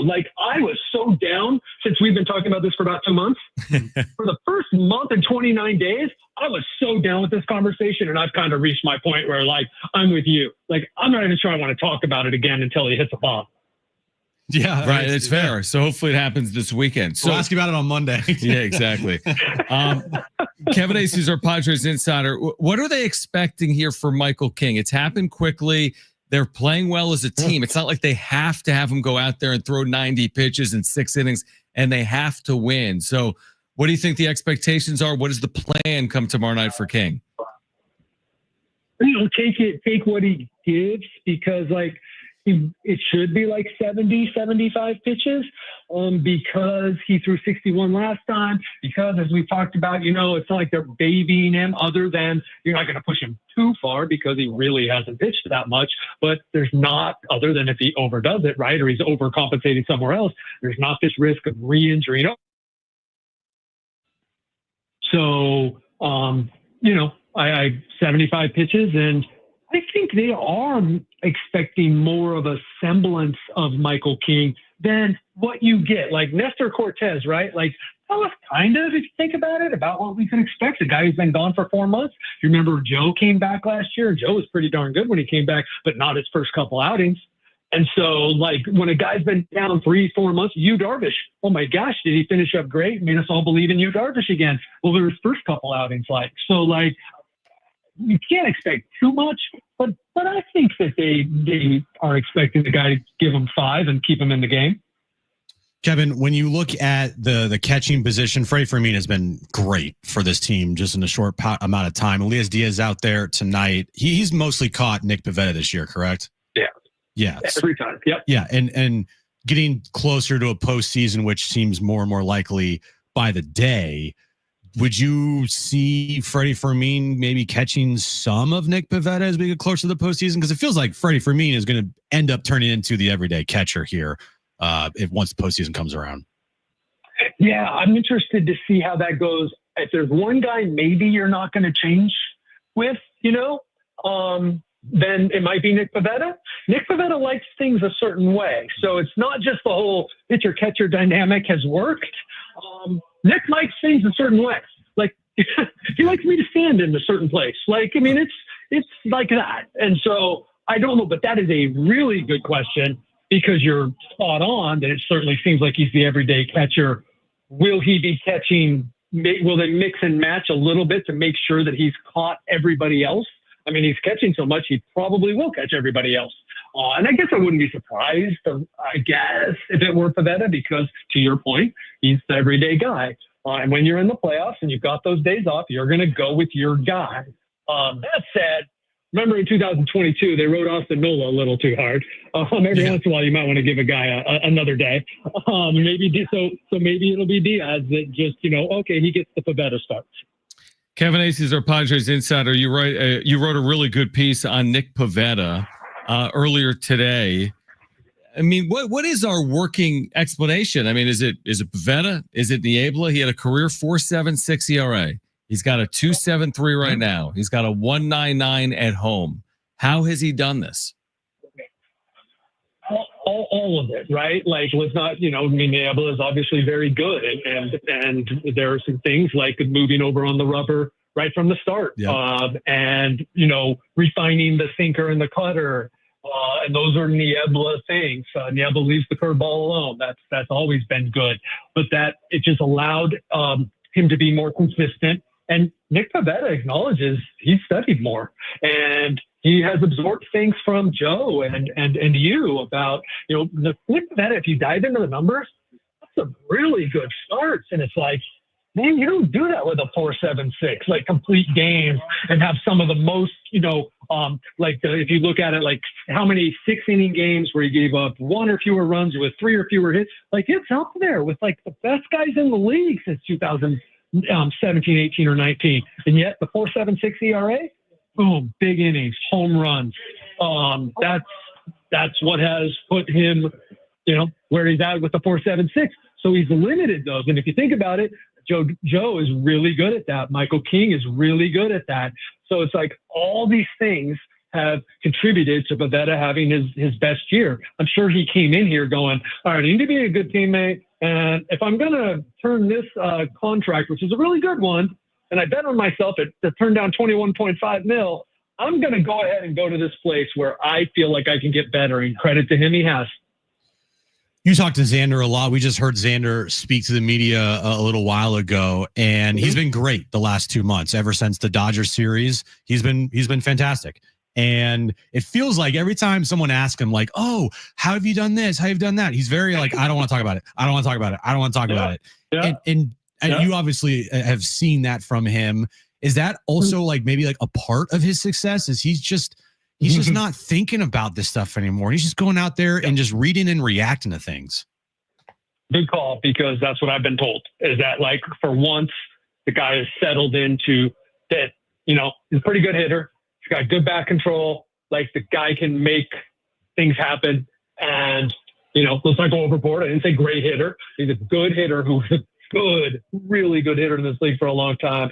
And he came here and he's wanted to do good and he just kept tinkering. And my understanding now is he's just going out and playing baseball. That's probably too simple, but it's also a pretty good explanation from my understanding. We'll see if it continues. I mean, you just look at this stretch now, Kevin, with it being Boston and then the Dodgers twice and even San Francisco in there and Seattle. It feels as if, and we've been saying this, correct me if you feel differently, it just feels like you get through this stretch in August, and if you get through it with your head above water, like you play better than 500 over the stretch, I mean, I don't know if they're punching their ticket, but they're pretty close to punching their ticket by getting through this stretch, right? Yes, if punching, and we could, you know, you don't have time for us to do this, but it'd be an interesting conversation. I'm sure you guys talk about it. If punching your ticket is making the playoffs, then I couldn't agree more. Now, you know, then we're sort of dependent here on how they play against the Dodgers and how the Dodgers do if we're looking for like division or to move up into the 5 or 4 seed. But absolutely, like you get to this, you can start to do the math, right? You're 14 games over, which is they're 13 now. You're 14 over when September starts. I mean, you can go 500 pretty much, right?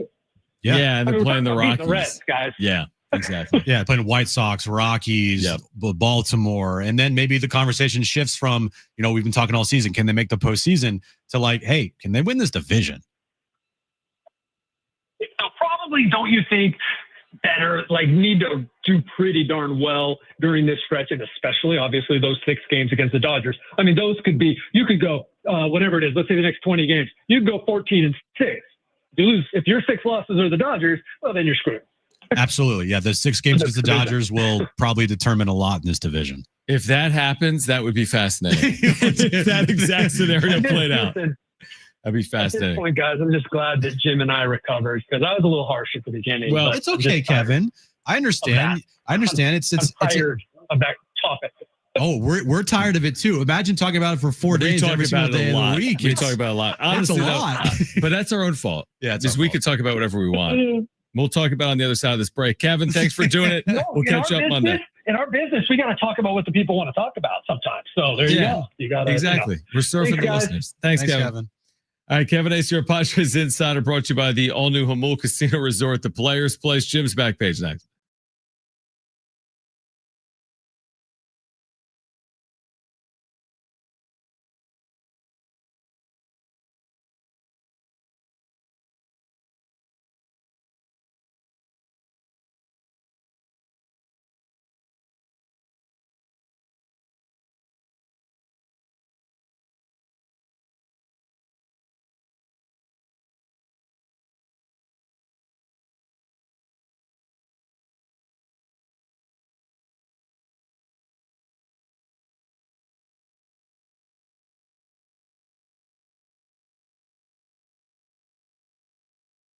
All right, hey guys, it is Jon and Jim again for the all-new Jamul Casino Resort, and now open. The hotel and spa at Jamul. The next level of luxury, it's arrived. Treat yourself to a stunning new stay, rooftop relaxation, indulgent spa treatments, and all the thrills of Jamul Casino Resort, now all in one unforgettable destination. And get ready for a San Diego Poker Classic from August 14th through the 24th. Join them for their 4th annual San Diego Poker Classic. It's the event of the summer with over $200,000 guaranteed prize pool. Visit their website for more details or see any poker room reservation today. UFC 319, by the way, coming up Saturday, August 16th, 7 p.m. You can catch the action at Tony Gwynn Sports Pub or Loft 94 at the all-new Jamul Casino Resort, the Players Place.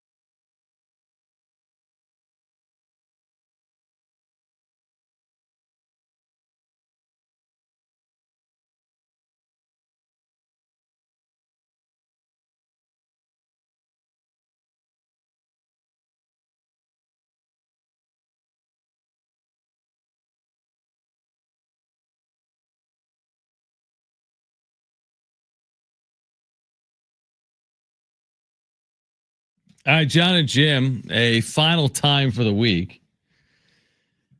We'll be back Monday at 2 p.m. We'll be reacting tonight on the wrap-up show following game one of this Padres Red Sox series down at Petco. Should be a great weekend series. See if the Padres can stay hot and take 2 of 3 or more from the Bo Sox. But right now, let's get to this.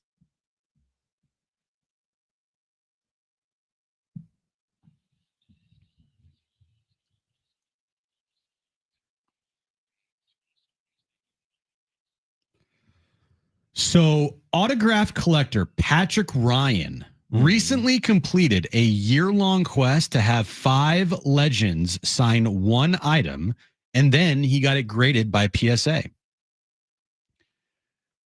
The 5 legends that signed this, all right? Wayne Gretzky, Lionel Messi, Michael Jordan, Tom Brady, and the thing was already signed by Babe Ruth. He didn't get Babe Ruth to sign at the end. What was it? Is it like an index card or like a Babe Ruth card? Literally a piece of paper. Wait, he got... Okay, so they sign a piece of paper and then it goes to PSA for what? Autograph grading? He got a piece of paper that was already signed by Babe Ruth. Then he compiled autographs from those 4. Messi, Gretzky, Brady, and Jordan. No, but here's my point. What is he getting PSA'd? What's he... Because it's a piece of paper. Are you going to get a good score on a piece of paper? Dude, it's... like the grade he got on it. The grade. Is it 10?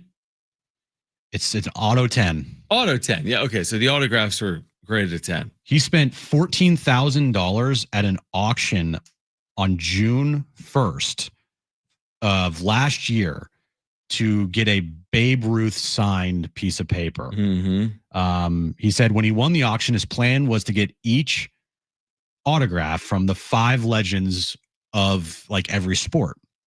He then presented this to Tom Brady recently to give to Tom Brady. And, you know, Tom Brady owns a bunch of card shops now, and you've been to one in the Hamptons. Card Vault by Tom Brady. Yeah, Card Vault by Tom Brady. And it's right now, it's not going up for auction, but this thing is valued at well over $5 million. Over $5 million. Wait, so does Brady now own it, or is this a person that bought the Babe Ruth signature on it? He gave it to Tom Brady. Just gave it to Tom Brady? He presented it to Tom Brady. I don't know if Brady took it, but he presented it to Tom Brady. Tom Brady's holding it at a card show or by one of his card shops. Why don't we do that? Why don't we just do the exact same thing? Buy a $10,000 card and then get everyone to sign it and then sell it for $5 million. Because it's probably hard to get those autographs. Yeah, I like that idea. It's a good idea. Okay. But I don't know if that would be possible. But yeah, so this is now being described as one of the most rarest pieces of memorabilia ever with the autographs on it. Yeah, it makes sense because Babe Ruth is on it. That makes sense. Yeah, when you add Babe Ruth and you add all the other guys, it's like, whoa. Yep. Did you see what Instagram just unveiled? Just some new features. I saw we were on an email about them, but what specifically? So the reposting feature, just like on X, you can repost stories or repost posts to your page, but there's like a repost feature, so you just have to click on it or whatever. Yeah. But that's not the thing I'm talking about here. What Instagram introduced in a new feature this week was something that people didn't even realize was happening. So do you have Snapchat? I have over the years. I don't know. It's probably on my phone somewhere. I have Snapchat, but I have never used it. Yeah, there it is. Okay. Yeah, you have to log in. Can't even log in. So on Snapchat, there's a feature where it shows, if you do so choose, it shows your location. Right. So you can see where other people are, like your friends or something? Right. Yeah. And you can share your location publicly, or you can make yourself be hidden. And so people don't see where you're at. Well, Instagram has done the same thing without people really knowing. Wait, so people know where I am right now? No, you have to turn the feature on. Okay, good. But people were claiming that the feature was turned on by Instagram without people knowing about it. Oh, that'd be horrific. Yeah. So right now, Instagram is saying that they are sharing their location feature with people, so they quote can better connect with friends. I'm like, yeah, but that's risky. And if you're a public figure, that's a problem. I mean, if I know where Wayne Gretzky is, I mean, he doesn't want to be known where he is. Probably. I think sharing your location should only be like a personal thing. I don't want. Yeah, they can't force you in there, right? I don't want my apps being able to share my location publicly. No. Like that to me is a huge problem. Could be a huge problem. Oh, absolutely. I have to opt into that. I agree. So yeah, I just I'm not. I think what I think Instagram is trying to do, and not everybody has the updated version yet. Right. You will probably get it in like 2 years. Probably. But what Instagram's trying to do, it's trying to become Snapchat. Yeah, I don't need that. Along with Facebook, along with whatever else. Like Instagram is great for what it is. Don't try to turn it into X and Snapchat and Instagram. Like we don't need a reposting feature. We don't need a location feature. We just need what it is. It's a great point. So yeah, if you have the updated version of Instagram, you might want to check to make sure your location service on that thing is not active. Just a heads up. Yeah, that's scary. Yeah. So there you go. Wait, was that 3 stories or 2? That was 2. It's all you get today. Holy moly. What? 2 today? The other day you only did 1? No, I think he did 2. Has he really gone to 1? No, I've not done 1. I've done 2. There's nothing else going on in the whole world? Because the back page, let me think of something going on right now. What do you got? That's interesting. Mm-hmm. AMC claims they're going to cut down on movie previews by like 10 minutes. Okay, I like that. Goodness. That's interesting. I did that's see that. Interesting. That's opposed to the 30 that they do now. I went to I went to watch Fantastic Four First Steps. The movie started at like 4:15. Mm-hmm. And I specifically made an effort to look at my phone to see when the movie started. Yeah. So the scheduled time was 4:15. It didn't start until 5. No way. It's gotten to that point. Like it was a good 45-ish minutes of why previews. would you, so have we gotten to the point that if you're going to a 4:15 movie, can you just show up 10 minutes later? Yeah, 100%. Especially with reserved seats. Like 25 minutes later. You don't even need to show up. Yeah, you're good, dude. So maybe I don't want them to shorten the previews because then if I show up late, the movie will have actually started. John, you don't care about previews because you don't go to movies. Yeah, I haven't. Maybe though in the future. Probably not. If they do a movie on Fernando Tatis Jr. struggles, go to that. All right. Kevin Acee's just like, stop talking about it. Somewhere Kevin is yelling at like the sky. Right. About Tatis. Us asking him about Tatis. Stop emailing Kevin about Fernando Tatis Jr. Exactly. All right. Back Monday. Join us tonight for a wrap-up show for Brendan, Jim. I'm John. Have a good weekend. This is 760. Okay. Bye.